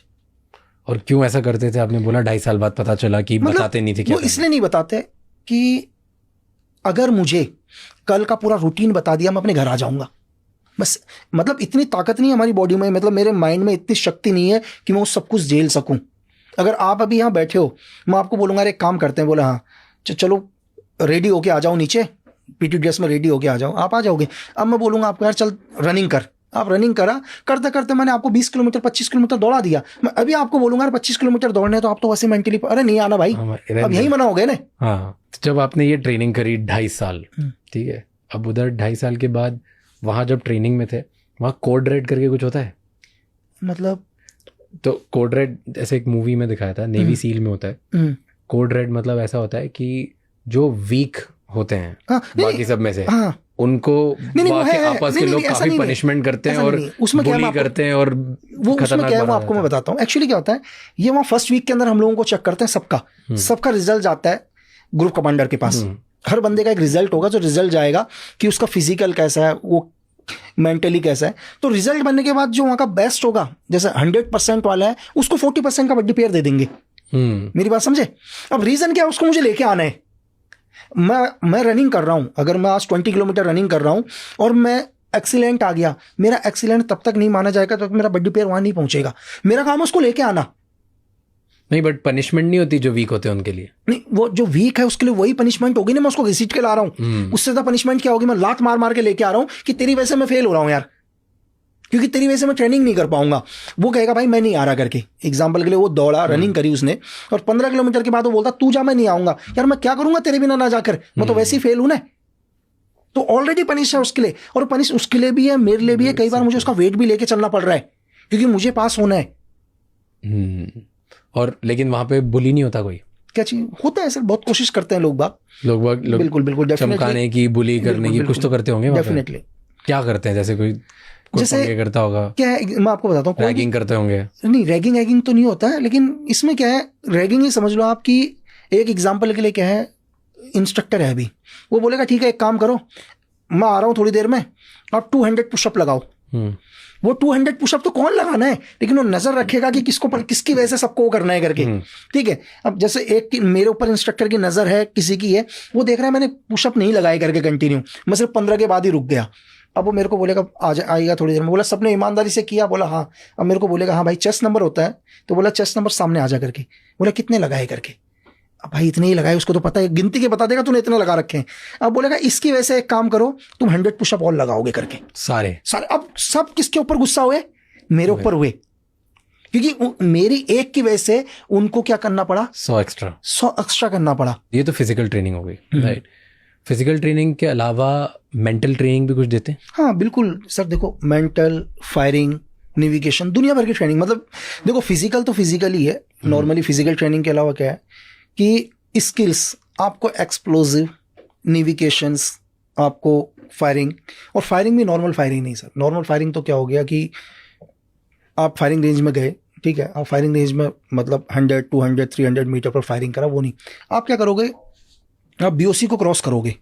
मतलब पहले आप इतने थक चुके होंगे, जैसे सुबह मैंने आपको बोला कि अर्ली मॉर्निंग आपकी पीटी होगी, पीटी होने के बाद आप बहुत थक चुके होंगे पहले से ही, ठीक है, और थकने के बाद आपको बीओसी कराया जाएगा। बीओसी कराने के बाद आपको एक टाइमिंग डिसाइड होगा, ठीक है। बीओसी के बाद यूएससी में जाओगे आप, असल्ट ऑब्स्टिकल कोर्स होता है उसमें ओनली यार 5 या 6 ऑब्स्टिकल होते हैं शायद, तो और बहुत कम टाइमिंग है उसका, 5 या 6 टोटल टाइमिंग 6 मिनट के समथिंग का टाइमिंग है। इस 6 मिनट में 1 किलोमीटर या 800-900 मीटर के समथिंग में ऑब्स्टिकल बने हुए हैं 6। आप सारे ऑब्स्टिकलों को क्रॉस करोगे, और ऑब्स्टिकल को क्रॉस करने के बाद आपका वेपन वहां रखा होगा, ठीक है, कोई भी एक वेपन, चाहे M16 हो या AK कोई भी हो, आप वेपन को उठा के आपको टारगेट मारना है। आपका वेपन होल्ड ही नहीं कर पाओगे आप इतने थक चुके होगे, आप होल्ड नहीं कर पाओगे वेपन को। जब पहले दिन आप करोगे क्या फायर करूं करके, है ना, क्योंकि आप आपकी बॉडी इतना आपका मतलब जवाब दे चुकी है, जवाब दे चुका है, आपका सांस आप नहीं रोक सकते हो। तो आपको फायरिंग करने के लिए किसी भी एक अच्छे फायरर का, कि आपका एम और माइंड एक जगह, यहाँ तो आपका कुछ भी नहीं है सर, आपका माइंड भी उस जगह पर नहीं है, आपका एम भी उस जगह में नहीं है, आपकी बॉडी भी आपका साथ नहीं दे रही है। पहला दिन और जब लास्ट 2 साल का दिन, तो उसमें धरती आसमान का फर्क आ जाता है। जब लास्ट 2 साल के बाद निकलोगे, आपका माइंड भी वहीं पर होता है, आपका आई भी वहीं पर होता है सर, ठीक है, और आपकी बॉडी भी आपका साथ देती है। तो ये सब प्रोसीजर दिन में, नाइट के अंदर आपको कैसे फायरिंग करना है, रात में भी आपके टारगेट लगे हुए हैं, बहुत सारे टारगेट लगे हैं, आपको एक हल्का सा कैंडल नजर आ रहा है, आप 100 मीटर पर हो और आपको छोटी सी एक मोमबत्ती नीचे जली हुई है, उस मोमबत्ती को देख के आपको अपने टारगेट को खत्म करना है, टारगेट के ऊपर गोली मारना है, बाकी आपको कुछ नजर नहीं आएगा, ठीक है। शूट टू किल के ऊपर आप जाओगे, पिस्टल फायरिंग के ऊपर जाओगे, MP5 के ऊपर आप जाओगे, उसमें सिर्फ 4 सेकंड के अंदर क्या होता है, बहुत सारे टारगेट्स होते हैं, मतलब 15-16 टारगेट लगे होते हैं, आप 4 टारगेट आपको दिए होते हैं कि आप 4 टारगेट के ऊपर गोली मारोगे करके। टारगेट्स तो बहुत सारे हैं, और जो टारगेट होगा वो भी आपका, मैं इंडियन टारगेट के हिसाब से बताऊं, रूबिया टारगेट है एक, ठीक है, कि उसमें क्या है, लड़की का फेस, जो एनिमी है उस टारगेट के ऊपर, एनिमी छोटा सा नजर आ रहा है, मतलब इतना सा हेड नजर आ रहा है एनिमी का, पूरा चेहरा भी नजर नहीं आ रहा, और फ्रंट में पूरी लड़की नजर आ रही है। अब आपको 4 सेकंड के अंदर क्या है, वो जो बाकी टारगेट है वो पब्लिक है, सिविलियंस है, 4 टारगेट हैं कि 4 एनिमी है जिन्होंने एक लड़की को गन पॉइंट पर लिया हुआ है। आपको 4 सेकंड के अंदर शूट टू किल में, आप अपने पिस्टल को हाथ नहीं पकड़ सकते, अभी आपका पिस्टल लगा होगा और आप हाथ छोड़ोगे, तब तक इंस्ट्रक्टर क्या करेगा, एक विसल होगा, और उसके विसल के साथ आपको हॉलिस्टर खोलना है, पिस्टल निकालना है, पिस्टल को कॉक करना है, और चौथे सेकंड में दोबारा विसल बज जाएगा। सिर्फ 4 सेकंड का टाइमिंग होगा आपके पास। इस 4 सेकंड में आपको उन सबको छोड़ के उस आदमी के हेड पर शूट लगना चाहिए सर। अगर इनमें से किसी भी टारगेट को बीच में गोली लगा, आप माइनस में जाओगे। मतलब एक टारगेट का 5 पॉइंट दिया उन्होंने, आप 20 पॉइंट के 4 टारगेट है आपके पास, तो ये इनको तो छोड़ो, बीच में जो लड़की है जिस एनिमी का, वो भी नहीं लगना चाहिए, सिर्फ आदमी को लगना चाहिए। और 4 सेकंड के बाद अगर आपके पिस्टल से गोली निकली तो भी आप माइनस में जाओगे। अब फाइनल एग्जाम वहां तभी पास आउट करोगे सर जब आपके 20 नंबर आएंगे। आप एक गोली नहीं मार पाओगे, आपको तो नजर ही नहीं आएगा वो, पहले आप टारगेट को समझने में आपको टाइम लग जाएगा कि ये बीच के वो उतने से, एक तो माइनस अलग, मतलब +20 तो बहुत दूर की बात है, -20 जाते हैं स्टार्टिंग में कि सारे कुछ तो। नहीं लेकिन कर फिर पाओगे। इसमें भी आप क्या है सर, जब आप वहां से निकलोगे तो 20 पॉइंट लेके निकलोगे। Secret service, secret service operate कैसे करती सर? देखो, ऑपरेशंस की साइड से या इंफॉर्मेशंस के लिए, दोनों साइड दोनों में बताते हैं। एक चीज क्या है, देखो, कभी इन्फॉर्मेशन से स्टार्ट करते हैं, फिर इन्फॉर्मेशन मिलने के बाद ऑपरेट कैसे करते हैं उस पे आएंगे। देखो, एक्चुअली क्या होता है कि अभी आप मुद्दा सुन रहे हैं, आजकल न्यूज़ों में मुद्दा चल रहा है कि केजरीवाल को अरेस्ट किया, ठीक है, रैंडमली कुछ ना कुछ एविडेंस को गवर्नमेंट को लगे कि यार हल्का सा एक स्कैम किया है, जो भी उसमें उससे एक पूछताछ हुई, ठीक है, NIA ने पूछताछ करी, किसी ने भी करी, तो लगता है फिर हम पुरानी हिस्ट्री को चेक करना शुरू करते हैं। आदमी क्या करता है, बैक हिस्ट्री को चेक करता है, और बैक हिस्ट्री को कब से चेक करेगा, फैमिली बैक हिस्ट्री से चेक करना शुरू कर देगा धीरे धीरे। अभी कुछ एक रिपोर्ट्स भी आ रही है कि केजरीवाल US वगैरह भी जाते थे, वहाँ मिलते थे। अब सीक्रेट सर्विस एक एक चीज़ पर चेक करेगी कि मिलता किससे था करके।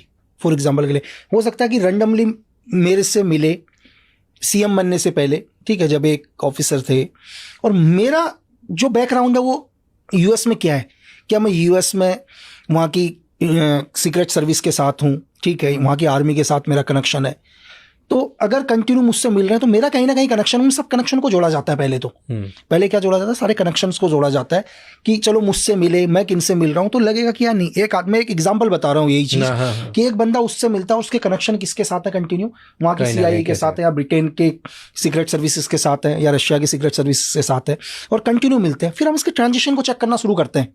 तो चलो, मिलना भी रैंडमली हो सकता है, ऐसा नहीं कि मिलना भी रैंडमली हो सकता है, और क्यों गए हैं, आज गया आदमी, या 2 महीने के बाद गया, 6 महीने के बाद गया, या इसके फैमिली में कोई गया, तो हर एक्टिविटीज पर चेक करी जाती है। ये तो इन्फॉर्मेशन कलेक्ट करना हो गया कि हम पूरी इन्फॉर्मेशन को कलेक्ट करते हैं, और इन्फॉर्मेशन को कलेक्ट करने के बाद लगता है कि नहीं 100% इनोसेंट है या 100% गिल्टी है, तो फिर ऑपरेशन स्टार्ट होता है सर। तो बस बैकग्राउंड चेक करते रहते हैं और सब हिस्ट्री देखते हैं, जहां पे हिंट मिल गई, जहां कनेक्ट हो गया डॉट, कहीं ना कहीं वहां से देखो, कनेक्ट भी कई बार गलती से भी होता है, ऐसा नहीं है, कई बार यूज भी होता है आदमी का। अभी एक फॉर एग्जांपल आजकल बहुत ज़्यादा स्कैम चल रहा है। आजकल ISI ने क्या कर दिया कि रैंडमली वो लोग क्या चेक करते हैं, वो इंडियन आर्मी के लड़कों को ढूंढ रहे हैं, एयरफोर्स नेवी वगैरह, ठीक है, या जो भी गवर्नमेंट्स के लिए काम कर रहे हैं, जिनके पास इन्फॉर्मेशन, उनको एक नॉर्मली तरीके से क्या आता है, एक रिक्वेस्ट आता है सोशल मीडिया वगैरह में, एक सुंदर सी एक लड़की उन्हें रिक्वेस्ट भेजेगी, धीरे धीरे दोस्ती होगी, दोस्ती होने के बाद वो कभी नहीं बताएगी वो कहाँ से बात कर रही है करके, दोस्ती होने के बाद वीडियो कॉलिंग में भी चैट होगी, पहले वो विश्वास को जीतेंगे धीरे धीरे, ठीक है, नॉर्मली विश्वास को जीतेंगे, और उसको लगा कि यार ये लड़का क्या कहते हैं इंडियन इंटेलिजेंस की, जब 6-7 महीने दोस्ती हो गई उसकी बढ़िया वाली, वो बताएगी मैं उसका बैकग्राउंड इस तरह से होगा कि आपको जम्मू वम्मू यही नजर आएगी पूरा का पूरा, तो धीरे धीरे वो एक बोलेगी यार मैं एक प्रोजेक्ट कर रही हूँ करके, मैं भी एक PhD कर रही हूँ, कुछ भी कर रही हूँ, और मेरा प्रोजेक्ट आर्मी को लेकर है, उसको लगे यार आर्मी को लेकर मैं तेरी हेल्प कर देता हूँ ना करके, ठीक है। अब वो तो बेचारा उसकी गर्लफ्रेंड है, चीज़ें हैं, वो है, उसको पता ही नहीं उसका यूज़ कैसे हो रहा है, ठीक है, और वो पूरी इन्फॉर्मेशन भी बता रहा है, वो कह रही मैं अपना प्रोजेक्ट कर रही हूँ करके। तो ऐसा नहीं है यूज़ होता है या जानबूझ के कर रहा है। अभी आप रविंदर शर्मा का आपने नाम सुना होगा, है ना, सेकेंडरी डायरेक्टर RNW के, जो 2001 का इंसिडेंट है, ठीक है, जब RNW को पता चल गया था कि यार हमारे जो ऑफिसर है वो CIA के लिए वर्क करता है करके, ये रविंदर शर्मा से, हाँ, रविंदर शर्मा CIA के लिए, बिल्कुल, अगर आप पढ़ोगे तो आपको पता चलेगा क्या था केस, प्लीज समझाओ। वो हर इंफॉर्मेशन को CIA तक पहुंचाता था, और एक पावरफुल, और वो रॉ में थे, पावरफुल पोस्ट पर, वेरी पावरफुल पोस्ट पर, लेकिन एकदम से क्या कर सकते थे यार, एक पावरफुल आदमी के ऊपर हाथ नहीं डाल सकते थे। इनपुट मिली CIA से कि आपका एक आदमी है करके, लेकिन एक आदमी जो इस लेवल पर बैठा हुआ इतना पावरफुल आदमी है, उसके ऊपर एकदम से हाथ नहीं डाल सकते, क्योंकि उसके इंडिया की भी इन्फॉर्मेशन बहुत स्ट्रांग है, पूरी सेकंड, इतना पावरफुल आदमी है सर, तो कैसे करे करके। फिर उनके क्या किए, जितने भी फोटोस्टेट मशीन्स वगैरह होती थी, सब चीज़ होती थी, उन सबको चेंज किया गया, चिप लगाई गई उसके अंदर, एवरीथिंग। अब वो जितने भी फोटोस्टेट्स वगैरह कर रहे हैं, उसकी 2 कॉपी एक रिजर्व में हो रही है, तो धीरे धीरे पता चला कि हाँ 100% है करके। अब इससे पहले उनको उठाते वो पहले ही निकल गए यहाँ से भाई नेपाल। लेकिन CIA ने भी देखो क्या है कि अगर आप अपने देश के नहीं हुए तो दुनिया आपके ऊपर कभी ट्रस्ट नहीं करेगी। ये आदमी को लगता है कि यार मैं देश के साथ गद्दारी करता हूँ, मुझे वो लोग सराखों में बैठा लेंगे, ऐसा कुछ भी नहीं है भाई। वो आपको सिर्फ तब तक यूज़ करेंगे जब तक आप काम के हो, ठीक है। जो एक कहावत है ना, जो अपनों का नहीं हुआ तो हमारा कभी होगा ही नहीं, और लास्ट में CIA ने खुद ही 2011 में ख़त्म करवा दिया सर। आप बुरा करोगे तो उसका रिजल्ट भी बुरा ही आएगा, कहीं ना कहीं से घूम के आ जाएगा। 100%। आप जैसा करोगे कर्मा वैसे घूम के आएगा आपके लिए। तो अब जब हम कर्मा की बात कर रहे हैं, तो कर्मा की बात से आपने क्या क्या किया ऑपरेशंस में, ये बताओ। देखो सर, ऑपरेशंस तो बहुत सारे ऑपरेशन किए हैं। ऑपरेशन होते कैसे हैं? चलो पहले तो ये बताओ कि अब इन्फॉर्मेशन मिली, एक सीक्रेट सर्विस कैसे ऑपरेट करती है दूसरे देश में जाके। मैंने आपको बताया एग्जाम्पल के लिए क्या है, हम लेते हैं एक आदमी है, हमारे इस देश का है, ठीक है, पावरफुल आदमी है। वो क्या करता है, किसी दूसरे देश के आदमी से मिलता है, रैंडमली मिलता है, और धीरे धीरे हमारे को ये पता चलता है कि यार जिस आदमी से मिल रहा है, ठीक है, इसके कनेक्शन वहाँ के उन लोगों के साथ है जो हमारे देश के हित के लिए सही नहीं है, ठीक है। तो रैंडमली चेक करते हैं उसको। रैंडमली चेक करने के बाद क्या लगता है कि नहीं यार, ये आदमी तो डेफिनेटली चाहे किसी भी चीज के लिए, पैसों में बिक गया, किसी भी चीज का लालच है, ये काम कर ही रहा है, हाँ। है ना। तो हमारे देश में उस आदमी को एलिमिनेट करना कोई बड़ी बात नहीं है। बड़ी बात है उस आदमी को जो वहां बैठा हुआ है, ठीक है, उसको एलिमिनेट करने के लिए एक ऑपरेशन लॉन्च होगा। और जैसे मैंने आपको बताया कि अब जो ऑपरेशन लॉन्च होता है, अब आप अपने देश को छोड़ के जा रहे हो, अब आप अपने देश को छोड़ के जा रहे हो, तो डेफिनेटली आपका तो सपोर्ट बंद हो गया। क्योंकि मैंने आपको बताया था थोड़ी देर पहले कि कभी भी अगर एक स्पाई या एक एजेंट अपने देश को छोड़ेगा, पकड़ा गया तो सजाए मौत, और देश डिनाई कर देगा कि पता ही नहीं। रूल है सर, वो तो करना ही पड़ेगा, क्योंकि जो आदमी जा रहा है उसको भी पता है कि डेफिनेटली देश मना कर देगा। अब लेकिन क्या है कि आपको एक आदमी को एलिमिनेट करना है, करेंगे कैसे, ठीक है। अब आपको वहां पर अपना क्या करना है, अपना पूरी की पूरी आपको एक टीम रेडी करनी है, ठीक है। ऑपरेशंस कैसे, एक एग्जांपल के लिए, एक उसकी हर लोकेशंस को चेक किया, उसके हर रूट को चेक किया। अब जो उस ऑपरेशन के अंदर आदमी जाएंगे, ठीक है, 3 लोग हैं, उन 3 लोगों को भी नहीं पता होगा टारगेट है क्या करके, उनको पता ही। और वो 3 लोग जिंदगी में पहली बार मिल रहे होंगे और आखिरी बार मिलेंगे। मैं यहां हूं अभी कि सपोज करो यहीं एक टारगेट गिराना है, तो मुझे ये पता है कि E+ मतलब कल मुझे शाम को 1700 आवर्स पर क्या है, अंधेरी आना है। मुझे सिर्फ ये पता है कि अंधेरी आना है, बाकी मुझे कुछ नहीं पता अंधेरी कहाँ है करके, ठीक है। एक GR दे दिया, ग्रिड रेफरेंस, मेरे पास एक GR है, मेरे पास मैप है, उस मैप पर मुझे एक 4 फिगर दे दिए। उस 4 फिगर में मेरे को 1 किलोमीटर के दायरे में मुझे नहीं पता कहाँ जाना है। मुझे बोला कि इस 1 किलोमीटर के मैंने मैप पढ़ा है अपना सिर्फ, और मैप पर मैं होल्ड कर रहा हूँ, मतलब मैं जिस जगह पर बैठा हुआ हूँ वहां से 1 किलोमीटर का सर्कल मुझे नहीं पता क्या है करके। क्लियर है? आज मैं होल्ड कर दिया यहाँ पर, नेक्स्ट दिन मुझे बोला जाएगा 6 फिगर GR। जैसे मैंने 6 फिगर GR को चेक किया तो मुझे पता चला यहाँ से 800 मीटर या 700 मीटर पर दूरी पर मुझे पहुंचना है। अभी भी मुझे नहीं पता कि 100 मीटर का दायरा मेरा कौन सा है करके। ठीक है, ऐसी कोई और भी टीम है मेरी, उन टीमों को भी सेम। जब मैं 100 मीटर के दायरे में पहुंचा तो फिर मुझे बोला 10 फिगर का एक GR। ठीक है, मैं 10 मीटर पर पहुंचा, बोला रैंडमली एक बंदा वहां पर तुम्हें इस लुक पर देख रहा होगा, उसको भी हम पहली बार मिले थोड़ी देर के लिए। मैं जानता ही नहीं हूँ आदमी कौन है, कौन से देश का है, यहाँ का है, कहाँ का है, कुछ नहीं पता। फर्स्ट टाइम मिला, टारगेट हमारा एक ही है, उनको भी नहीं पता टारगेट कौन सा है करके। और भरोसा करना है तीनों को, लेकिन टारगेट नहीं पता ना अभी तक तो। और तीनों ना पहले भी नहीं मिले, अगर हम पहले भी मिले होते तो हम अपना दिमाग यूज करना शुरू करते, लेकिन दिमाग कोई और यूज कर रहा है। ठीक है, ऑपरेट कहीं और से हो रहा है, हम सिर्फ एक क्या है, रॉबर्ट जो काम कर रहे हैं। देन तीनों मिले, तीनों मिलने के बाद बोला फलाना आदमी देखो सामने से आ रहा है करके। ठीक है, वो कोई और होगा जो उन्हें एक्सेस दे रहा होगा, उसका भी हमें नहीं पता होगा कि उन्हें फॉलो कोई और कर रहा है। ठीक है, वो वहां से कंटिन्यू बता रहा होगा एक गाड़ी आ रही है, ठीक है, एक फलाने नंबर की गाड़ी आ रही है, रोड के उस पार आएगी, उसके अंदर एक आदमी बैठा हुआ है ब्लैक सूट पर, वो वहां पहुंच गया। कंटिन्यू एक और आदमी साथ में बता रहा है। ठीक है, कि टारगेट को एलिमिनेट करने वाले हम हो गए, इन्फॉर्मेशन गैदरिंग करने वाला कोई और हो गया। तो इस तरह से पूरी टीम होती है, और हम मिले फिर हम कभी नहीं मिलेंगे। वहां से फिर एस्केप चले गए, निकल गए। एस्केप के लिए भी अपना अपना पूरा रूटीन बैठा हुआ है। एस्केप कराने वाला भी एक दूसरा है कि भाई मेरे को बोला तू ए जगह पर पहुंच, तो वो दूसरे वाले को बी जगह। मैं ए जगह पर पहुंचा, ए जगह पर पहुंचने के बाद मुझे मेरे डॉक्यूमेंट्स दिए, जो भी है, जो भी चीज दिया, नई आइडेंटिटी दी। उसने बोला कि तू सी जगह पर पहुंच, मैं सी जगह पर पहुंचा, सी जगह पर एक आदमी मिला। तो हम पहली बार मिलेंगे और जिंदगी में फिर कभी नहीं मिलेंगे। ऐसे आपने कहाँ पे ऑपरेशंस किए? ऐसे बहुत सारी जगह पर करे सर, मैं जगह तो कंट्री तो बता नहीं पाऊंगा, लेकिन बहुत सारे ऑपरेशंस रहे लाइफ में। कंट्री नहीं बता पाओगे? कोई कंट्री नहीं बता पाऊंगा, बहुत सारे रहे, बहुत सारी ऐसी रही। कोई एक ऑपरेशन बताओ बिना कंट्री नाम दिए। अब एक्चुअली हुआ क्या था कि एक हमारे कभी सीनियर रहे होंगे कोई भी, हमने एक अपना बिजनेस, एक आदमी स्टेब्लिश किया एक देश के अंदर, उसको सब कुछ दिया, पैसा हंसा, एवरीथिंग। अच्छा, एक बिजनेस पर्सन आप लोगों ने स्टैब्लिश किया? हमने नहीं, मेरे सीनियर्स लोगों ने जो भी किया, मतलब इंडिया ने किया, क्योंकि उसका सिर्फ यही काम था कि जब भी उस देश में हमारे देश के लिए कोई दिक्कतें बढ़े या कोई कर रहा है, हमारे जो लोग जाएंगे उसको सपोर्ट करेंगे करके। क्लियर है? अब उसने क्या किया, जब भी वहां पर एक ऑपरेशन लॉन्च करना था, ऑपरेशन लॉन्च करने के लिए उससे 1.5 CR की जरूरत थी। ठीक है, 2007 के समथिंग में। तो एक टीम गई वहां पर, उसके दिल में आ गया लालच। ठीक है, क्योंकि क्या होता है कि गवर्नमेंट भी कभी आदमी को नहीं छेड़ती, हो सकता है 10 साल तक उसको कभी ना छेड़े और जिंदगी भर के लिए भी नहीं छेड़ेंगे, इसमें काम नहीं पड़ेगा। तो वो भी शायद रैंडमली भूल गया, कुछ भी हो गया, जब उससे जरूरत पड़ी उसके मन में लालच आया और उसने वहाँ की गवर्नमेंट के साथ मिलकर, वहाँ की लोकल पुलिस के साथ मिलकर 3 बंदे मरवा दिए सर, सिर्फ 1.5 CR के चक्कर में। मतलब पैसा देना तो दूर की बात, क्योंकि वेपन्स के साथ टीम थी। अब उनको था यार अपना आदमी, ये चीजें हैं करके पैसे लेने गए, वहां की एक लोकल टास्क फोर्स के साथ तीनों का एनकाउंटर करा दिया। ठीक है, अब उस आदमी को मारना बहुत जरूरी था, है ना?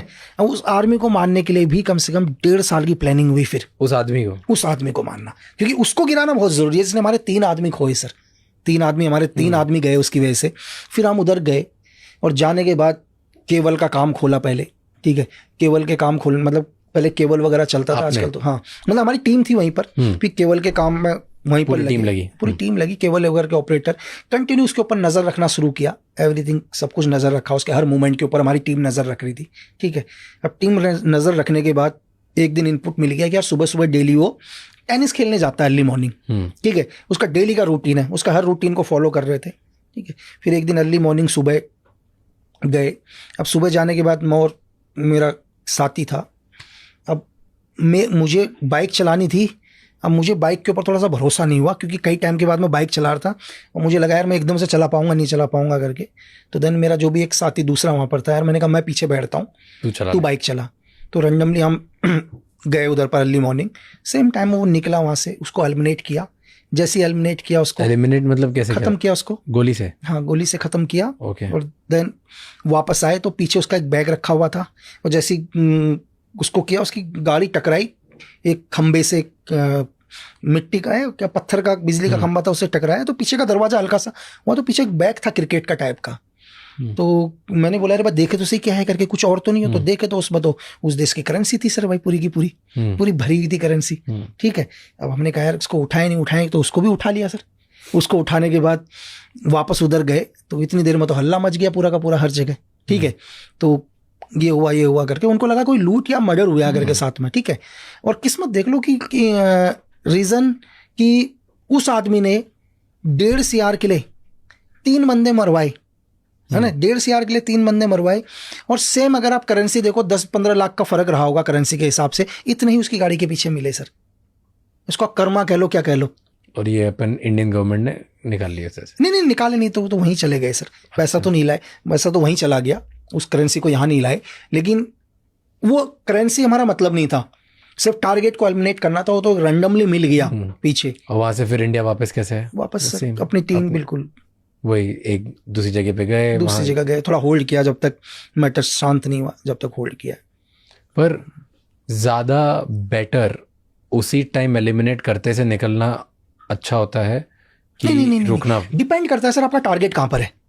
जैसे अगर आपने ये XYZ कंट्री में एलिमिनेट किया, मैं आपको एक उदाहरण, और उसके बाद जब तक वहाँ की पुलिस को पता चलेगा तब तक वो वहाँ पे आपके बारे में सबूत इकट्ठा करेगी या फोटो कहीं से इकट्ठा करेगी, कुछ ना कुछ करेगी, उससे पहले तो आप देश छोड़ दो तो बच गए। नहीं सर, डिपेंड आपका टारगेट कहाँ पर है। अगर सपोज करो मुंबई में एक टारगेट है, मैं कहाँ जाऊंगा मुंबई से? अगर आप मुझे गोरखपुर में एक टारगेट देते हो, मैं नेपाल निकल जाऊंगा, मेरे उसी टाइम निकलना बहुत ईजी है। बट जैसे अगर मान लो मुंबई में हो तो मुंबई से सीधे निकल के आप पहले यहाँ से कैसे निकलोगे सर? मुझे छोड़ना तो देश ही पड़ेगा ना, मैं फ्लाई तो करूंगा नहीं यहाँ से। अब मैं फ्लाई तो करूंगा नहीं ना, मैं LOC ही क्रॉस करूंगा, चाहे मैं वाई नेपाल निकलूं, वाई बांग्लादेश निकलूं। पानी से निकलना पड़ेगा, लैंड से निकलना, कहीं से निकलना पड़ेगा, मैं फ्लाई नहीं कर पाऊंगा।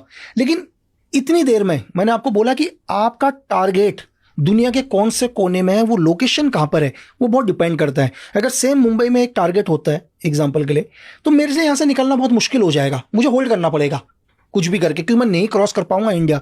यही टारगेट मुझे आप गोरखपुर में देते हो, यही टारगेट मणिपुर के अंदर देते हो, ठीक है, मेरे लिए बहुत ईजी होगा क्योंकि बॉर्डर बहुत नजदीक है। डिपेंड करता है मैं कितनी देर में बॉर्डर क्रॉस करूंगा करके। एंड यूजुअली ज्यादा सेफ लैंड होता है, वाटर होता है? नहीं, लैंड ज्यादा से, पानी से भी ज्यादा, पानी से ज्यादा से लैंड। क्यों ऐसे? क्योंकि एक्चुअली क्या है सर कि लैंड से हम लोग निकलेंगे, पानी से हम लोगों को रडार, देखो पानी से मैं तैर के तो जाऊंगा नहीं सर, डेफिनेटली तैर के तो मुझे बोट लेके जाना पड़ेगा, बोट रडार पर आएगा सर, है ना, कहीं कहीं नेवल बेस के रडार में आएगा। लेकिन जब मैं लैंड क्रॉस कराऊंगा, लैंड में मैं दुनिया के किसी रडार में नजर नहीं आऊंगा, तो लैंड से ज्यादा आसान, लैंड से ज्यादा ईजी है। वही तो, आप जैसे सीक्रेट सर्विस में थे, आपको बहुत चीजें पता होगी। इंडिया को सबसे ज्यादा खतरा कौन से देश से? देखो सर, इंडिया को जो खतरा है सबसे ज्यादा, अभी तो हमारा पड़ोसी देश ही चाइना है सर, जिससे हमारे को सबसे ज्यादा दिक्कत है सर, डायरेक्ट तरीके से भी सबसे ज्यादा दिक्कत हमारे को चाइना से ही है। क्योंकि चाइना कभी नहीं चाहेगा कि हम पावरफुल बने सर, क्योंकि पूरा का पूरा एशिया कंट्रोल चाइना ही चाहता है। ये आप अभी से मत देखो, अगर आप 1955 के अंदर देखो तो आप ज़ियाओ लाई जो चाइना के उस टाइम प्रीमियम थे, हमने एक बांडुंग कॉन्फ्रेंस करी उस टाइम, अगर आपको पता हो, एक बांडुंग कॉन्फ्रेंस हुई थी। एक्चुअली क्या होता है, जब सेकेंड वर्ल्ड वॉर के बाद, जब सेकेंड वर्ल्ड वॉर खत्म हुआ 1945 के बाद, हम लोग 47 में हम फ्रीडम हुए, 49 में चाइना हुआ, और उस टाइम दुनिया में 2 ही सुपर पावर देश थे सर, एक USSR था और दूसरा अमेरिका था। ये दोनों पावरफुल बन रहे थे। अब ये दोनों पावरफुल बन रहे थे, दोनों पावरफुल बनने के लिए हम लोग भी चाहते थे यार हमारी भी अर्थव्यवस्था सही हो। उसके लिए सबसे पावरफुल लीडर नेहरू जी, अपने ज़ियाओ लाई जिनको ब्रेन ऑफ चाइना कहा जाता है सर, दोनों ने डिसाइड किया कि यार हम क्यों ना एक बांडुंग कॉन्फ्रेंस करें और इसमें सारे यूरोप और एशिया के देशों को बुलाएं कि हमको भी आगे बढ़ने का अधिकार है। तो चाइना बिल्कुल, ये 1955 से देखो आप कि चाइना बिल्कुल ठीक है, कंधे से कंधा मिलाकर चल रहा है, ठीक है। और तभी 11 अप्रैल 1955 को सुबह 11 बजे एक इंसिडेंट हो जाता है कि जिस प्लेन के अंदर ज़ियाओ लाई जा रहे थे, वो प्लेन हमारा था, इंडियन एयरलाइंस का प्लेन था, जिसका निकनेम कश्मीर प्रिंसेस था। वो प्लेन इन्हें हांगकांग से लेकर जकार्ता लेके जाना था, ठीक है। क्रू मेंबर भी इंडिया का था उसमें 6 के 6, और ज़ियाओ लाई को उस प्लेन में जाना था। और वो प्लेन के अंदर एक्चुअली क्या होता है, धमाका हो जाता है और ब्लास्ट हो जाता है, और ये प्लेन नथुला आइलैंड में जाके गिरता है। जब ये प्लेन नथुला आइलैंड में जाके गिरा और उस दिन चाइना के प्रधानमंत्री नहीं बैठे इस प्लेन में प्रीमियम आके, उनके अपेंडिक्स का दर्द हो गया था। पूरा वर्ल्ड एक तरफ हो गया सर। पूरी दुनिया ने क्या बोला कि हिंदुस्तान को आप एक टेररिज्म देश घोषित करो, क्योंकि इंडिया क्या करता है, बोलता तो भाईचारा है करके कि मैं भाई हूं करके, और ये चाइना के प्रधानमंत्री को मारने की प्लानिंग करता है करके। ठीक है, आप चाहे केजीपी ले लो, उस टाइम CIA ले लो, MI5 ले लो, ठीक है, इसकी PRC ले लो, ताइवान की KMT ले लो, ये सब के सब लोग बोलते हैं कि इंडिया एक टेररिज्म देश है, क्योंकि प्लेन भी इसका और क्रू मेंबर भी इसके, तो पूरा प्लेन इसके कंट्रोल में था। प्लेन हमारा बॉम्बे से कलकत्ता गया, कलकत्ता से जकार्ता गया, जकार्ता से हांगकांग गया, सारा क्रू मेंबर हमारा ही था। ठीक है, और प्लेन के अंदर बॉम्ब भी इंडिया ने रखा। क्यों रखा? क्योंकि हिंदुस्तान एशिया में पावरफुल बनना चाहता था। एशिया में पावरफुल बनना चाहता था। क्या करें नेहरू जी, पूरे वर्ल्ड एक तरफ हो गया। तो हमने, अब हमारे पास एक ही चाह रहा था कि हम कैसे भी अपने आप को इनोसेंट प्रूफ करें सर। चाइना ने उसमें भी बोला कि यार, चाइना दो तरफा गेम खेलता है। चाइना नेहरू जी को बोलता है कि नेहरू जी मैं तो आपके साथ हूं करके, है ना, और मुझे लगता है कि ये धमाका आपने, मुझे लगता है कि ये धमाका आपने नहीं किया, लेकिन मेरी एजेंसी बोलती है कि धमाका आप ही ने किया है। वहां के प्रधानमंत्री बोलते हैं कि मुझे रैंडमली लगता है कि आपने नहीं किया, लेकिन मैं गलत भी हो सकता हूं, क्योंकि पूरी दुनिया की एजेंसी बोल रही है और मेरी खुद की एजेंसी बोल रही है कि इस ब्लास्ट के पीछे इंडिया का हाथ है करके। तो बोलता है कि मैं इतना कर सकता हूं आपके लिए कि आप इसको पूरी दुनिया में आपका ही ऑफिसर इसको लीड करे, मैं इतना फेवर कर दूंगा आपको। तो यार नेहरू जी ने बोला यार ये भी बहुत कि मतलब ये केस अब इंटरनेशनल केस है ना, ये जो केस है एक इंटरनेशनल केस है, तो इस केस को जो लीड करे वो आपका ऑफिसर लीड कर ले पूरी दुनिया में। ठीक है, तो यार नेहरू जी ने कहा ये भी बहुत अच्छी बात है सर, आप हमारे को इतना सपोर्ट कर रहे हो और क्या चाहिए। ठीक है, अब हमारे एक ऑफिसर रामेश्वर नाथ काव, जिन्होंने RN के खड़ी करी, जिन्होंने लास्ट में रॉ खड़ी करी थी सर, RNW खड़ी करी उन्होंने, वो जाते हैं जब उस केस का इन्वेस्टिगेशन करना शुरू करते हैं ना सर, जब थ्योरी निकलती है लास्ट में, तो थ्योरी में पता चलता है कि इस धमाके के पीछे ताइवान का हाथ था, अमेरिका ने डेटोनेटर दिया था, रशिया को पूरा पता था क्या हो रहा है करके, और खुद चाइना के प्रधानमंत्री को 6 घंटे पहले पता चल गया था कि प्लेन के अंदर बॉम्ब रखा हुआ है करके, लेकिन चाइना के प्रधानमंत्री ने बोला कि धमाका होने दो करके। ठीक है, मतलब इस धमाके को आप होने दो।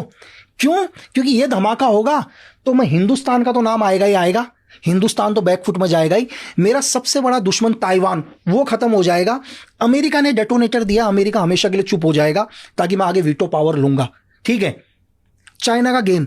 और जब कि चाइना ने क्यों फेवर किया, एक सबसे बड़ा क्वेश्चन ये है कि लोगों ने उस टाइम बोला कि यार चाइना ने ये फेवर क्यों कर दिया कि हिंदुस्तान का एक ऑफिसर इसको लीड करे। उसके पीछे की कहानी सुनो, क्योंकि चाइना को ये लगता था कि दुनिया में सबसे बेवकूफ लोग हिंदुस्तानी हैं। अगर कोई अमेरिकन CIA का इसको लीड करेगा, KGP का लीड करेगा, MI5 का लीड करेगा तो खोल देगा। लगा हिंदुस्तान का तो सारे बेवकूफ है, जैसा चाहूंगा वैसा घुमाऊंगा फुटबॉल की तरह। तो मदद भी इसलिए करी ताकि कभी केस ना खुले करके। तो ये उस टाइम का चाइना है सर। और ये कैसे पता आपको? ये बहुत ओपन है? नहीं ओपन नहीं है, कि पता है मेरे को पूरी इसकी थ्योरी सर। क्या बात है। तो अब 1955 से है, सोच लो आप। और वो एक ऐसा इंसिडेंट था जिस इंसिडेंट से सर अमेरिका को ताइवान के साथ अपना समझौता तोड़ना पड़ा सर, और वीटो पावर देना पड़ा आगे चाइना को। एक इंसिडेंट, क्योंकि डेटोनेटर अमेरिका का था सर, उस बॉम्ब में यूज किया हुआ डेटोनेटर अमेरिका का था। सिर्फ उस अमेरिका ने सिर्फ एक ही क्वेश्चन बोला उस टाइम, जब चाइना ने अमेरिका के ऊपर भी ब्लेम किया कि ये बॉम्ब तुमने दिया है। अमेरिका ने बोला नहीं, बोला कि डेटोनेटर मेरा है, मैं मानता हूं, लेकिन बॉम्ब के अंदर 3 चीजें और हैं। एक्सप्लोजिव लगा हुआ है, पावर सोर्स लगा हुआ है, ठीक है, मैकेनिज्म लगा हुआ है। ये 3 चीज कौन से देश के हैं ये भी तो बताओ। चलो डेटोनेटर तो बोला कि हो सकता है मेरे देश का हो, कोई यहां से लेके गया हो, लेकिन ये ऐसा इंसिडेंट था कि अमेरिका को ताइवान के साथ अपना समझौता तोड़ना पड़ा। और ब्रेन चाइना का देखो ना, कि एक आदमी ने बैठकर इस प्लेन के अंदर आई थिंक 19 लोग थे सर, क्रू मेंबर लगा के। 19 में से 17 ऑन द स्पॉट खत्म हो गए थे। 17 आदमियों की कुर्बानी दी, अपने खुद के लोगों की भी कुर्बानी दी। चाइना के खुद के कम से कम 6 या 7 डेलीगेट चाइना के मारे गए सर। सिर्फ क्यों?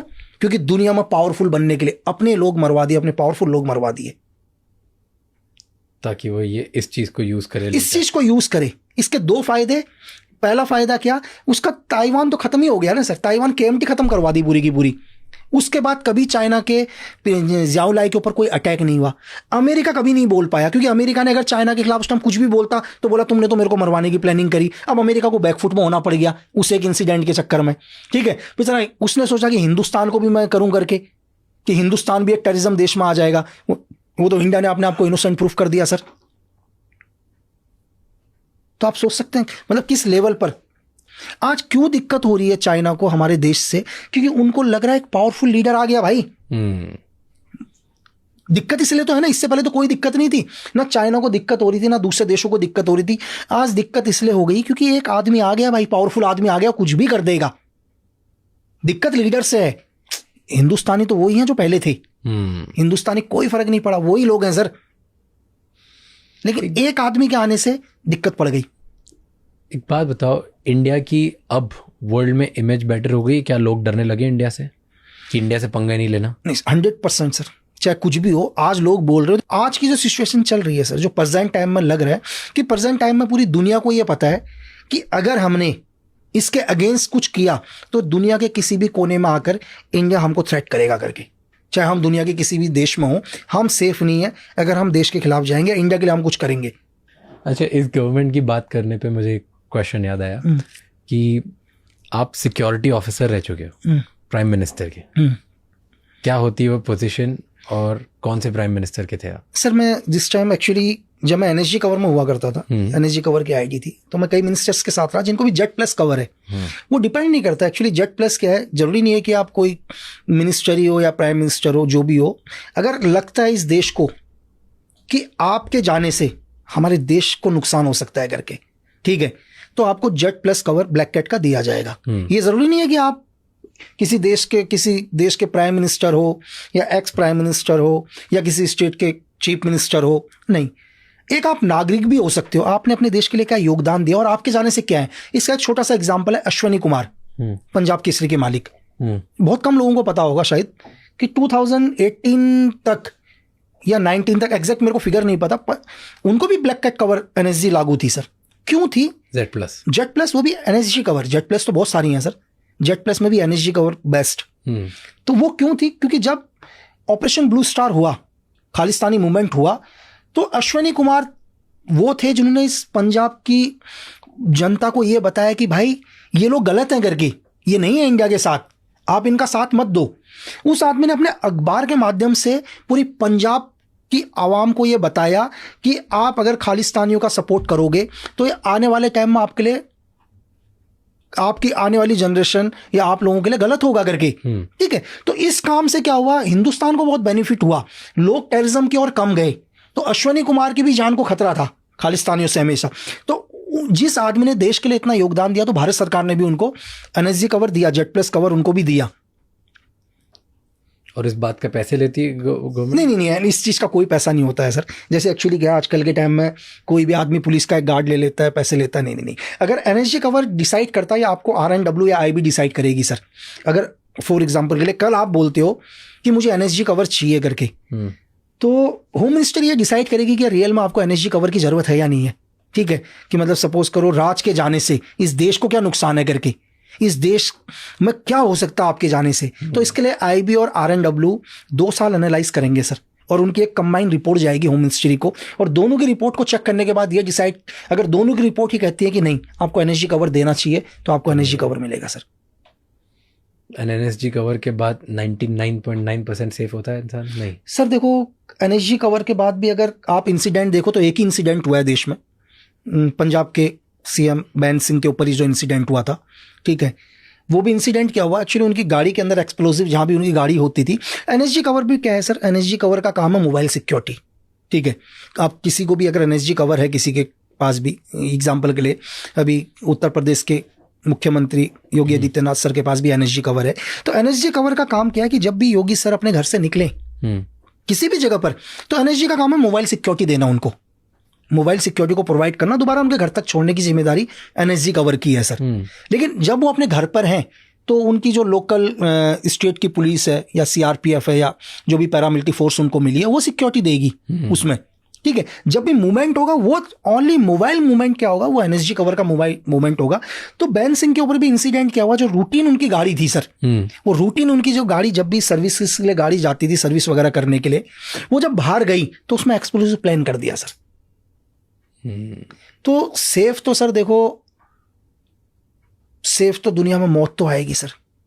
अब वो क्या बहाना लेके आती है वो कुछ नहीं कह सकते, लेकिन है तो आप 99% सेफ हो, 100% तो दुनिया में कुछ भी नहीं कर सकते हैं सर।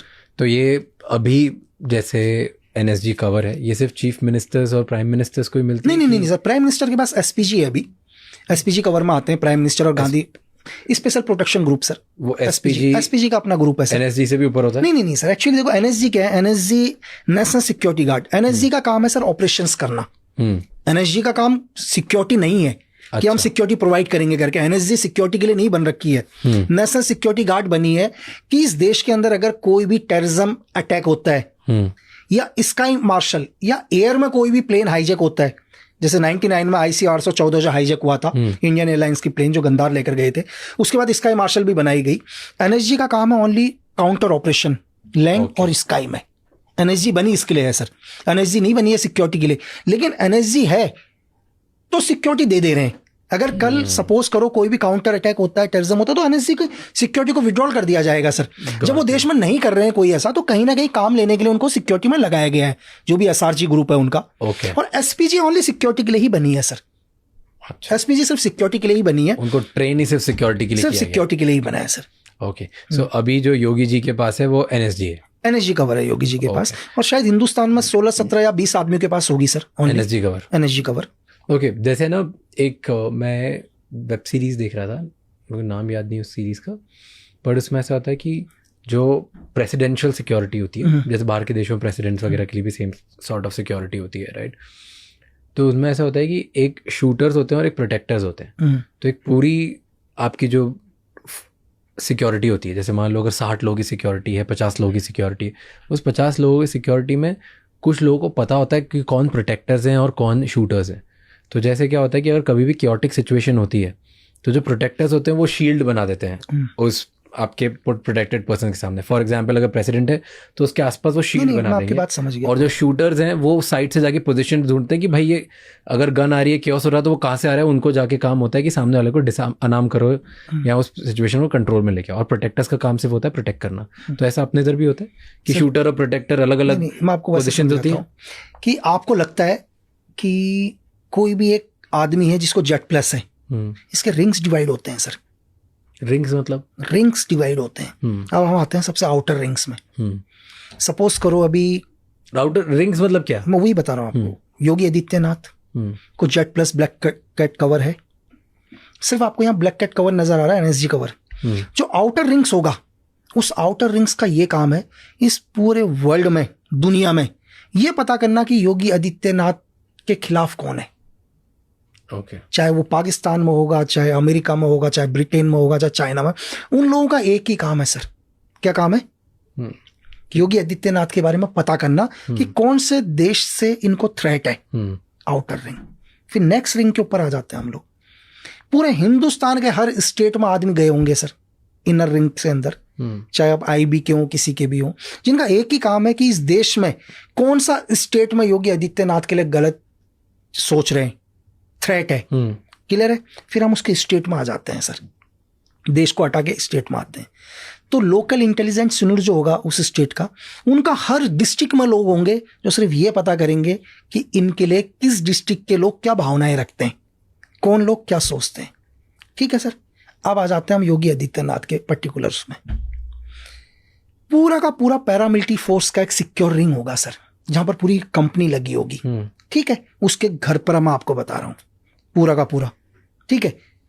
अब आ जाते हैं हम, जैसे ही अपने घर से निकलते हैं, एनएसजी कवर सिर्फ इनर कवर हो गया सर। मेरा काम है सिर्फ उनको सेफ लेके जाना। मेरे से बाहर पूरी सीपीटी, पूरी फोर्स लगी पड़ी है सर। ठीक है? मेरा काम नहीं है फाइट करना, मेरा काम है सिर्फ उनको, अगर कुछ भी इंसिडेंट होता है वहां से एस्केप करना, उनको किसी तरह से कवर करके भगाना। फाइटर ग्रुप्स अलग है सर, सारे ग्रुप्स डिवाइड हैं। ठीक है, कि उनको सेफ निकालने का अलग ग्रुप है, फाइटर ग्रुप्स कौन होगा वो अलग है, अंगेज कौन करेगा वो अलग है, उसका पीछा कौन करेगा वो अलग है, उनका अल्टरनेटिव रूट कौन सा है वो है। हर वीआईपी के अल्टरनेटिव रूट्स होते हैं सर पूरे के पूरे, कि कहां से हमें निकलना है, कहां से क्या करना है, डिफरेंट रिंग्स है, यस, है ना, ये पूरा प्रोसीजर है। yes. हर आदमी का अपना अलग काम है। मेरा काम क्या है, मेरा काम है सीधे वहां से निकालना, दूसरे का काम है फायर देना, तीसरे का काम है उसके ऊपर काउंटर अटैक देना, चौथे का काम है पूरा कॉर्डन करना। सब अलग अलग डिवाइड है सर, बड़ा रिंग्स होते हैं बहुत सारे। तो जैसे एग्जैक्टली मैं यही समझ नहीं हाँ, मैं आपको मैंने शॉर्ट में बताया, तो ये एक थ्योरी है पूरी की पूरी। क्योंकि वो जो सीरीज थी उसमें यही दिखा रहे थे कि प्रेसिडेंट्स को सिक्योर कैसे करा जाता है। ये सब का अगर उनके ऊपर ये भी है कि उनके ऊपर जैसे फायर आएगा एक कॉर्डन बन जाएगा आदमी का, आदमी कवर कर लेंगे उनको, वो सेव हो जाएंगे, चारों तरफ से आदमी कवर हो जाएंगे, उनको सेफ निकाल के लेके जाएंगे, टारगेट नजर नहीं आएगा। एग्जैक्टली एग्जाम्पल के लिए कि ये एक टारगेट है, ये हमारा पीपी है, इस एरिया से फायर आया तो यहाँ आदमी का एक पूरा कवर बन जाएगा, पूरा पूरा निकालेगा इनको। यस, ठीक है, दूसरे का काम होगा उनके ऊपर काउंटर करना, फिर उसके लिए पूरी टीम अलग है, उनके लिए पूरी डिफरेंट टीम है बहुत सारी। एग्जैक्टली तो वही मतलब उस सीरीज में यही दिखाया गया था कि शूटर्स अलग होते हैं जो एंगेज और शूट करते हैं, प्रोटेक्टर्स अलग होते हैं जो प्रोटेक्ट करते हैं, ड्राइवर्स अलग डेडिकेटेड होते हैं कि डिफरेंट, हर गाड़ी रेडी होनी चाहिए, 6 गाड़ियां रेडी होती हैं, गाड़ी खाली भी होंगी, अलग भी होंगी गाड़ी, एक गाड़ी साथ में और चल रही होंगी, अगर गाड़ी हमें चेंज करनी पड़ जाए हम किसी और गाड़ी पर भी जाएंगे करके। 6 गाड़ियों अलग अलग जगह 6 होती है, जिनमें से 5 विजिबल होती है और एक पता भी नहीं होता, एक सिविलियन की कार होती है, वहां पर भी होते हैं। एंड देन एक नेगोशिएटर भी फुल टाइम चलता है, अपने इधर भी नेगोशिएटर होता है। नहीं बिल्कुल 100%। क्योंकि वो बहुत इंटरेस्टिंग था मेरे लिए देखना कि जो नेगोशिएटर्स भी साथ में चलते हैं, कि अगर इन सब के बाद भी कोई फंस गया, बिल्कुल बिल्कुल, तो उधर उस सिचुएशन में फुल टाइम उनके साथ नेगोशिएटर्स होने चाहिए जो स्पेशल नेगोशिएशन के लिए ट्रेन होने चाहिए कि उस पर्टिकुलर सिचुएशन निकाला कैसे जाए। मैं आपको बता रहा हूँ ना, गोरखपुर में एक शादी थी, मैं राजनाथ सर के साथ गया हुआ था। अब एक्चुअली क्या हुआ कि यार वो शादी थी कि नहीं की, तो शादी में वो लोग अंदर गए तो ड्राइवर थे, यार मुझे लगा ड्राइवर को भी खाने के लिए भेज देना चाहिए यार। मेरी गलती क्या हो गई, मैंने ड्राइवर को खाने के लिए भेज दिया, और जैसे ही खाने के लिए भेजा राजनाथ सर आ गए यार। अब वहां तो पता नहीं उस शादी में तो हजारों की भीड़ आ रखी थी सर। अब मैं क्या करूं, है ना, तो मुझे दूसरी गाड़ी में बैठाना पड़ा उनको। और मैंने वहाँ एक प्रोग्राम चल रहा था, एक कॉमेडियन है राजू श्रीवास्तव, उनका प्रोग्राम चल रहा था, मैंने प्रोग्राम को स्टॉप कर, मैंने भेज दिया गाड़ी, टारगेट मूव कर दिया, मैंने अनाउंस करवाया कि यार ड्राइवर जल्दी आओ, मैं पीछे की गाड़ी से निकला। तो इतनी फास्ट पे ये सब बिल्कुल स्पेसिफिक, ये सब अवेयरनेस होनी चाहिए कि आपका प्रेजेंस ऑफ माइंड क्या चल रहा है सर, और वो रुकते नहीं है। नहीं सर, एक पीपी रुकेगा ही नहीं कभी भी। क्या होता है पीपी के लिए, क्या गाइडलाइंस होती है कि वो चलते चलते रुक नहीं सकते? नहीं, वो अपनी मर्जी से अपने बच्चे को भी गाड़ी में नहीं बैठा सकता सर, अपनी वाइफ को नहीं बैठा सकता। अच्छा, और बताओ, अगर सपोज करो एक एग्जांपल के लिए, एक जेट प्लस है ना, जेट प्लस है, वो अपनी वाइफ को अपनी कार में नहीं बैठा सकता सर। क्या बात नहीं, बिल्कुल उसकी वाइफ, मैं नहीं जानता उसकी वाइफ को, उसकी वाइफ उसके घर के अंदर होगी, कहीं और होगी, वो दूसरी गाड़ी में आएगी, उसकी वाइफ मरवा दे सर उसको। उनके बच्चे भी नहीं बैठ सकते? मैंने कह दिया वाइफ नहीं बैठेगी सर, बच्चा तो दूर की बात, फिर उसकी वाइफ भी उसके साथ नहीं बैठेगी सर, एज ए प्रोटोकॉल। और क्या प्रोटोकॉल्स होते हैं? आपने बोला चल रुकना भी अलाउड नहीं होता? नहीं, जैसे मूवमेंट कर रहा है वो हर रूट्स हर फॉलो करेगा अपने सिक्योरिटी ऑफिसर के हिसाब से। तो फॉर एग्जाम्पल जैसे सर बाहर आ गए, एक बार बोल दिया होल्ड, आपने बोला कि 5 मिनट रुको, गाड़ी आ रही है, ऐसा नहीं कर सकते? नहीं, अगर मैंने बोल दिया एग्जाम्पल के नहीं सर वेट करो करके, तो वेट, चाहे वो 10 मिनट रुक जाए, 15 मिनट, सर वेट करो, 10 मिनट रुकेंगे हम यहाँ पर। क्यों रुकेंगे, वो डिफरेंट चीज है, कुछ भी होता मुझे नहीं लग रहा कि भी जाना चाहिए, मैंने बोला मूव तो मूव, नहीं रुकेंगे फिर। तो जो एक कमांडिंग ऑफिसर होगा उस पर्टिकुलर उसमें, जिसको जो भी बोलेंगे, बिल्कुल हाँ, हर किसी का एक लीड होगा। आपकी मीटिंग खत्म हो गई ना, अब आपको जाना है, कैसे जाना है हमारे ऊपर है, जाना कैसे, कब जाना है, कितनी कैसे जाना है, कैसे जाना है, गाड़ी की स्पीड क्या रहेगी, कहाँ होगा, कौन सा रूट फॉलो करेंगे, सब एवरीथिंग। और ये आपका ही काम होता है बाहर भी मैनेज करना कि सब दूर ट्रैफिक रुकवाओ और इनको निकालना। वो लोकल पुलिस के साथ टच पर रहते हैं पूरा का पूरा, एवरीथिंग वो पूरा क्लियर करके देगा आपको, रूट पूरा क्लियर करके। मैंने जब रिसर्च कर रहा था आपके बारे में तब पढ़ा कि छोटा राजन ने आपको ऑफर दिया था उनको ज्वाइन करने के लिए। सर एक्चुअली क्या है, छोटे राजन के एक राइट हैंड है ना, जानते हैं मेरे को बहुत पहले से, जब मैं सीक्रेट सर्विस के लिए काम करता था तब भी जानते थे। तो एक मैसेज आया मेरे पास जब मैं जेल में था, तो मुझे मैसेज आया नॉर्मली, और मैसेज भी किसी और ने नहीं दिया, जो राजन का राइट हैंड था उसने एक पुलिस ऑफिसर को मैसेज दिया। अब सोचो आप, एक पुलिस ऑफिसर आके मुझे मैसेज देता है ठीक है, कि आपके लिए एक मैसेज आ रखा है करके। मैंने बताओ, तो उसने बोला मैसेज में, उसका मैसेज क्या था? मैसेज ये था कि आपके लिए एक मैसेज आया कि बड़े बरगद की छाया बड़ी होती है करके, वो आपको आंधी से भी बचाता है, तूफान से भी बचाता है करके, है ना। तो कहने का इनडायरेक्ट मतलब था कि एक राजन एक बड़ी बरगद का छाया है, उसके साथ रहोगे तो आंधी से भी बचोगे और तूफान से भी बचोगे, है ना। ठीक है, तो फिर मैंने उसको रिप्लाई दिया, उस ऑफिसर को रिप्लाई दिया। मैंने उनको बोलना, मैंने कहा कि ठीक है अभी केस है, मैंने कहा जिंदगी में, बोला कि तो ये सोच के बताओ कि हमारे साथ काम करोगे या नहीं करोगे। तो मैंने उनको बोला, मैंने कहा सर मैं अभी सिर्फ एक ही चीज़ सोच रहा हूँ कि मुझे यहाँ से बाहर कैसे निकलना है, बस। मैंने कहा उनको ये बोलना कि मैं सुबह और शाम को सिर्फ एक ही चीज़ सोच रहा हूँ, मैं इन 4 दीवारों से बाहर कैसे जाऊँ, बस। फिर उसका कभी कोई नहीं आया सर, कभी भी नहीं है, कभी भी नहीं आया। बट कभी और कोई अंडरवर्ल्ड ने कोशिश करी? छोटा मोटा वो तो चलता रहता है, कोई बोलता है कि ज्वाइन कर लो, ये कर लो, हमारा वो काम देख लो, चीज़ें देख लो, एवरीथिंग। ओके, मेरे 2-3 क्वेश्चन है इसको लेके कि अंडरवर्ल्ड कितना पॉलिटिक्स से या पॉलिटिशियन से जुड़ा हुआ है? देखो पॉलिटिक्स दोनों एक दूसरे से हैं सर, दोनों को एक दूसरे की ज़रूरत पड़ती है ना। आप आंकड़ा उठाकर देखो कभी भी, आपको पता है अभी इलेक्शन स्टार्ट हो गए, इस टाइम क्राइम सबसे कम होगा सर। क्यों होगा? इस टाइम सारे क्रिमिनल्स सब इलेक्शन के काम में लग चुके हैं। क्राइम रेशियो, आप दुनिया का कोई भी क्राइम रेशियो देखो, तो जब भी किसी देश के अंदर इलेक्शन होता है क्राइम रेशियो घट जाता है, क्योंकि सारे पॉलिटिशियनों के लिए वही लोग काम कर रहे हैं, बिजी हो गए ना एक साइड में। एक की हम लोग सिक्योरिटी ऑफिसर की बात करते हैं, एसपीजी की बात कर रहे थे, पीएम, प्रेसिडेंट्स, सीएम, इनकी सिक्योरिटी की बात करते हैं, राइट। इनमें जैसे इंदिरा गांधी के साथ हुआ, राइट, इंदिरा गांधी जी के साथ यही हुआ कि उनके बॉडीगार्ड्स के थ्रू ही शायद शूट आउट कर दिया था, राइट। और ऐसे बहुत सारे केसेस होते हैं अराउंड द वर्ल्ड। तो ये कैसे डिसाइड होता है, कैसे ट्रस्ट किया जाता है कि ये इंसान ट्रस्टेबल है, ये मैं अगर प्राइम मिनिस्टर हूँ या मैं एक चीफ मिनिस्टर हूँ तो मेरे आसपास ये 6 लोग रह सकते हैं? सबसे पहले क्या होता है कि आर्मड फोर्स का कोई भी बंदा, एसपीजी के अंदर क्या है, पैरामिलिट्री फोर्सेस है, आर्मी नहीं है एसपीजी में। तो पैरामिलिट्री फोर्सेस का कोई भी बंदा क्या होता है, एसपीजी के लिए अप्लाई करता है। क्या करता है? एसपीजी के लिए अप्लाई करता है कि मैं एसपीजी में जाना चाहता हूँ। अब इसका पूरा बैकग्राउंड चेक किया जाता है, इसका, इसके बाप का, इसके पूरे खानदान का बैकग्राउंड, ठीक है, पूरी हिस्ट्री क्लियर होती है इनकी कि ये बंदा, इसके दूर दूर के खानदान में भी आज तक का कोई भी गलत रिकॉर्ड नहीं है किसी का भी, क्लियर है। इसके बाद क्या होता है, ये एसपीजी के लिए अप्लाई करते हैं, एसपीजी में आ गया। अब इसके ऊपर भी एजेंसीज की नजर होती है, इसके हर मूवमेंट के ऊपर, ठीक है। ये जब छुट्टी भी जाता है तब भी इसके ऊपर नजर होती है, किससे बात करता है फोन, इसके हर मूवमेंट के ऊपर नजर होता है, बस होता है हर मूवमेंट के ऊपर।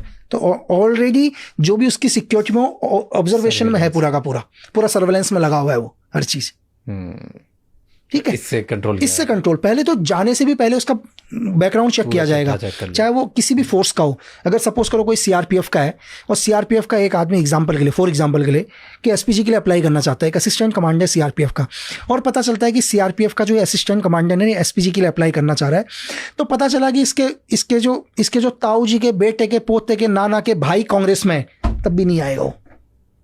इतना लंबा रिलेशन भी बता दिया मैंने आपको कि ये कांग्रेस में एक नेता है, छूट भूया ही क्यों ना है, यानी कि कांग्रेस को हल्का सा सपोर्ट कर दिया उन्होंने, इतने तो भी उसको एसपीजी में नहीं लेंगे। तो फिर तो कंप्लीट ट्रैक रिकॉर्ड, पर तो भी 100% श्योरिटी तो हो नहीं सकती। 100% नहीं होती तो नहीं, सर्वेलेंस है ना कंटिन्यू, हर मूवमेंट पर है, कहीं भी शक होगा तो हटा देंगे। पर जैसे तो नहीं, इंदिरा गांधी को बताया था सर, वार्न किया था क्या कि आप अपनी सिक्योरिटी हटाओ, थ्रेट है। इंदिरा गांधी ने नहीं किया, सिक्योरिटी वायलेशन किया, बिल्कुल उसको बोल दिया था कि आप अपनी सिक्योरिटी को हटाओ करके। अच्छा, बिल्कुल बता दिया था। ऑपरेशन ब्लू स्टार हुआ था तो बोल दिया था ना, हटा दो करके सिक्योरिटी, जो आपके पंजाबी जो आपकी सिक्योरिटी में है। नहीं, इंदिरा गांधी ने नहीं हटाया, तो सिक्योरिटी ने तो बता दिया था कि आपकी सिक्योरिटी को आप चेंज करो करके, थ्रेट है सिक्योरिटी से, उन्होंने नहीं चेंज किया। एंड सेम, बिल्कुल सेम उनके साथ भी हुआ था, राजीव गांधी, राइट? हाँ, मैं समझ गया, बिल्कुल उनके साथ भी यही हुआ सेम।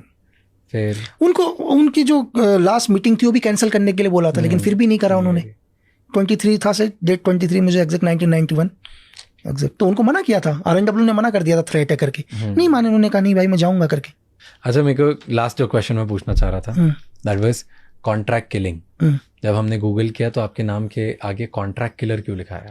देखो एक्चुअली क्या है, मैंने आपको बोला कि ये वो कि लीमो कुछ एक नाम नहीं आया कि एक्चुअली आपका लीमो आपका नेम है और लीमो कॉन्ट्रैक्ट किलिंग में के actually- साथ नाम आया गया। नहीं एक्चुअली क्या है सर, इसमें कोड है लीमा के नाम से, है ना, लीमा के नाम से कोड है। क्योंकि मैंने जैसे आपको बताया कि कुछ एक जगह पर, चाहे बांग्लादेश रहे हो, है ना सर, चाहे श्रीलंका रहा हो, है ना, चाहे आपका ये बलूचिस्तान रहा हो, तो वहाँ पर एक कुछ इंसिडेंट्स आए, ठीक है, तो कुछ एक इंसिडेंट्स हुए थे, चाहे कॉन्गो में हुआ हो, तो उस इंसिडेंट्स के नाम को इनडायरेक्ट तरीके से मेरे साथ जोड़ा गया था करके। अच्छा, ठीक है, तो लीमा जबरदस्ती जोड़ा गया कि नहीं नाम तो लीमा मेरा कोड ही है। अच्छा, है ना, आपका कोड लीमा है और लीमा के आगे लिखा गया लीमा कॉन्ट्रैक्ट किलर है। हाँ, तो वो ये कहते हैं कि जो भी ये रिपोर्ट से कहती है कि ये किलिंग्स, जो भी किलिंग्स हुई हैं, ये किलिंग्स मैंने करी हैं अपने पर्सनल उसके लिए, ओके, पर्सनल एजेंडा के लिए, पर्सनल एजेंडा के लिए। और जबकि आपने करी है। नहीं मैंने तो कुछ नहीं सर, मैं तो एक इनोसेंट आदमी हूँ, है ना। Got it. तो बट कॉन्ट्रैक्ट किलिंग बहुत नॉर्मल है इंडिया में, इतना बड़ा टारगेट ही नहीं है सर, नॉर्मल है। देखो कॉन्ट्रैक्ट किलिंग तो इतना बड़ा टारगेट नहीं है अभी, इतना बड़ा मतलब रीज़न क्या, कॉन्ट्रैक्ट किलिंग अगर आप दो, हम तो एक छोटे से भी आजकल एक सुपारी किलिंग को भी एज अ कॉन्ट्रैक्ट किलिंग कर लेते हैं चीज़ें। आप डार्क वेब में चले जाओ, हज़ारों कॉन्ट्रैक्ट किलर हैं सर, ठीक है। आप आज डार्क वेब में बिटकॉइंस को दो, डॉलर्स को दो, वो अपनी आइडेंटिटी भी नहीं बताते हैं, ठीक है, कि आप बताओ दुनिया के अंदर। अभी आप लास्ट आपने सुना होगा, अभी आप जो कैनेडियन का बेस्ट स्नैपर है वो भी अगेंस्ट रशिया चला गया सर, ठीक है। तो कुछ बोलता है कि कुछ लोगों की थ्योरी है कि उसको CIA ने हायर किया, आप इसको कॉन्ट्रैक्ट किलिंग कह सकते हैं सर। अभी आप जो रशियन की प्राइवेट आर्मी है, ठीक है, अब उसको आप प्राइवेट आर्मी को क्या बोलोगे सर, कॉन्ट्रैक्ट किलर बोलोगे, क्या बोलेंगे? चलो पुतिन ने एक प्राइवेट आर्मी हायर करी वॉर यूक्रेन के लिए, वो भी तो पैसों के लिए लड़ रहे हैं ना, वो तो पैसों के लिए ही तो है। वो आर्मी आज यूक्रेन के खिलाफ फाइट कर रही है, आप उसको कॉन्ट्रैक्ट किलिंग बोलोगे या देशभक्ति बोलोगे? उस स्नैपर को आप क्या बोलोगे जो यूक्रेन की तरफ से फाइट कर रहा है अगेंस्ट रशिया? क्योंकि पैसा तो US ने ही दिया है, अब वो कॉन्ट्रैक्ट किलर है या क्या है? नहीं, जैसे मेरा सिंपल केस समझ, सिद्धू मूसेवाला के साथ हुआ था इंडिया में, तो उन्हें किसी किलर ने किल, एक रास्ते में आए, लोगों ने किल कर दिया, उनके वीडियोस भी बाहर आ गए। और लॉरेंस बिश्नोई, गोल्डी ब्रार, इन लोगों के नाम आए और उन्होंने बड़ी, आई थिंक उन्होंने एक्सेप्ट भी किया, उन्होंने बोला भी, उसका क्रेडिट भी लिया कि हमने कराया। तो वो बोलते हैं कि हम कॉन्ट्रैक्ट, वो टेक्निकली कॉन्ट्रैक्ट किलिंग हुई, राइट? देखो कॉन्ट्रैक्ट किलिंग एक्चुअली क्या है कि चलो एक गैंगस्टर जेल के अंदर है, जेल के अंदर एक गैंगस्टर है, वो तो अंदर बंद है, वो तो बाहर नहीं निकल सकता है। वो क्या करता है, कुछ एक लोगों को पैसा देता है, ये लोकल में बता रहा हूँ आपको, लोकल लेवल पर वो कुछ एक लोगों को पैसा देता है। कोई बिजनेस टाइकॉन उसको पैसा देता है कि भाई तू एक काम कर, तू मेरे एनिमी को खत्म कर दे। वो एक लोकल आदमी को हायर करता है, ये कॉन्ट्रैक्ट किलर हो गया सर। ये लोकल लेवल पर हो गया, तो ये नेशनल और इंटरनेशनल लेवल पर भी होते हैं, डिपेंड करता है आपका टारगेट कितना बड़ा है। ये तो लोकल लेवल पर बहुत छोटा लेवल हो गया कि तिहाड़ के अंदर एक बंदा बैठा हुआ है, वो खुद तो नहीं निकल सकता, वो क्या करता है, अपने कुछ एक लोगों को बोलता है एक काम कर, उस आदमी को मारना है या उसको गिराना है करके, ठीक है, कुछ लोगों को हायर कर। वो बाहर बैठा हुआ आदमी क्या करता है, कुछ एक लोगों को पैसा देता है और एक अपने। और इन सब की क्या प्राइस होती होगी? देखो डिपेंड होता है टारगेट के ऊपर, क्या लेते हैं, 2-3 लाख रुपए सर। 2-3 लाख रुपए में किसी भी इंसान को उड़ा देंगे? हाँ बिल्कुल, उसके लिए क्या है, जिन्होंने मारा उसमें इतनी समझ होती तो मारता थोड़ा ना हो। वो 2 लाख रुपए के लिए किसी को भी मार, तो इतना ही समझ उसमें होती है, 2 लाख के लिए क्लिंग थोड़ा ना करता। ये छोड़ दो सर, लोगों ने, आप एक न्यूज़ सुनोगे हाईवे के ऊपर, कुछ लोगों का एक ही गैंग था, वो लोगों को गाड़ी में लिफ्ट मांगते थे, मार देते थे। क्यों? लिफ्ट मांगते थे और पैसों के लिए मार देते थे, ठीक है, बस। और एक दिन पता है क्या हुआ, जिस आदमी की जेब में चेक किया 11 रुपए निकले। 11 रुपए वो मार दिया 11 के लिए। बताओ। Thank you so much sir, इतना टाइम स्पेंड किया आपने और इतनी सारी चीज़ें बताई। आई होप कि आगे जो आपने जो राइटिंग प्रोजेक्ट्स कर रहे हो और बहुत सारी और दूसरी चीज़ें कर रहे हो वो बहुत सक्सेसफुल हो। Thank you. और बिल्कुल मैं चाहता हूँ कि हर कोई जाने कि किस तरीके से एक स्पेशल सर्विस के लिए हमारे इंडिया से लोग तैयार होते हैं, ट्रेनिंग होती है, फिर वो किस तरीके से ऑपरेशंस करते हैं। इस पॉडकास्ट का मेरा जो इंटेंशन है वो यही है कि अवेयरनेस फैले कि किस तरीके से लोगों को यहाँ फंसाया जाता है या काम किया जाता है और क्या क्या दुनिया में हो रहा है। So thank you so much ये सब ओपनली शेयर करने के लिए। Thanks sir. Thank you so much ये एपिसोड एंड तक देखने के लिए। हम हर बार कुछ नए टाइप के गेस्ट लाने की कोशिश करते हैं ताकि आपको दुनिया में अलग अलग लोगों के पर्सपेक्टिव पता चले एंड उनसे कुछ सीखने को मिले जो आप आपकी पर्सनल लाइफ में इम्प्लीमेंट कर सकते हैं एंड खुद को ग्रो कर सकते हैं। मुझे कमेंट्स में बताओ कि ऐसे और गेस्ट आप देखना चाहते हो कि नहीं, किस टाइप के लोग और किस टाइप के क्वेश्चंस आपको पसंद है, क्योंकि जितना आप हमें कमेंट्स में बताओगे उतना ही बेहतर हम कंटेंट बना पाएंगे आपके लिए।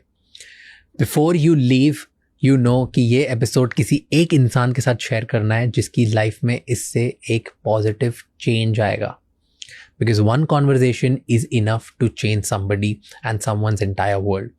Until the next episode, keep figuring out and don't forget to subscribe this channel.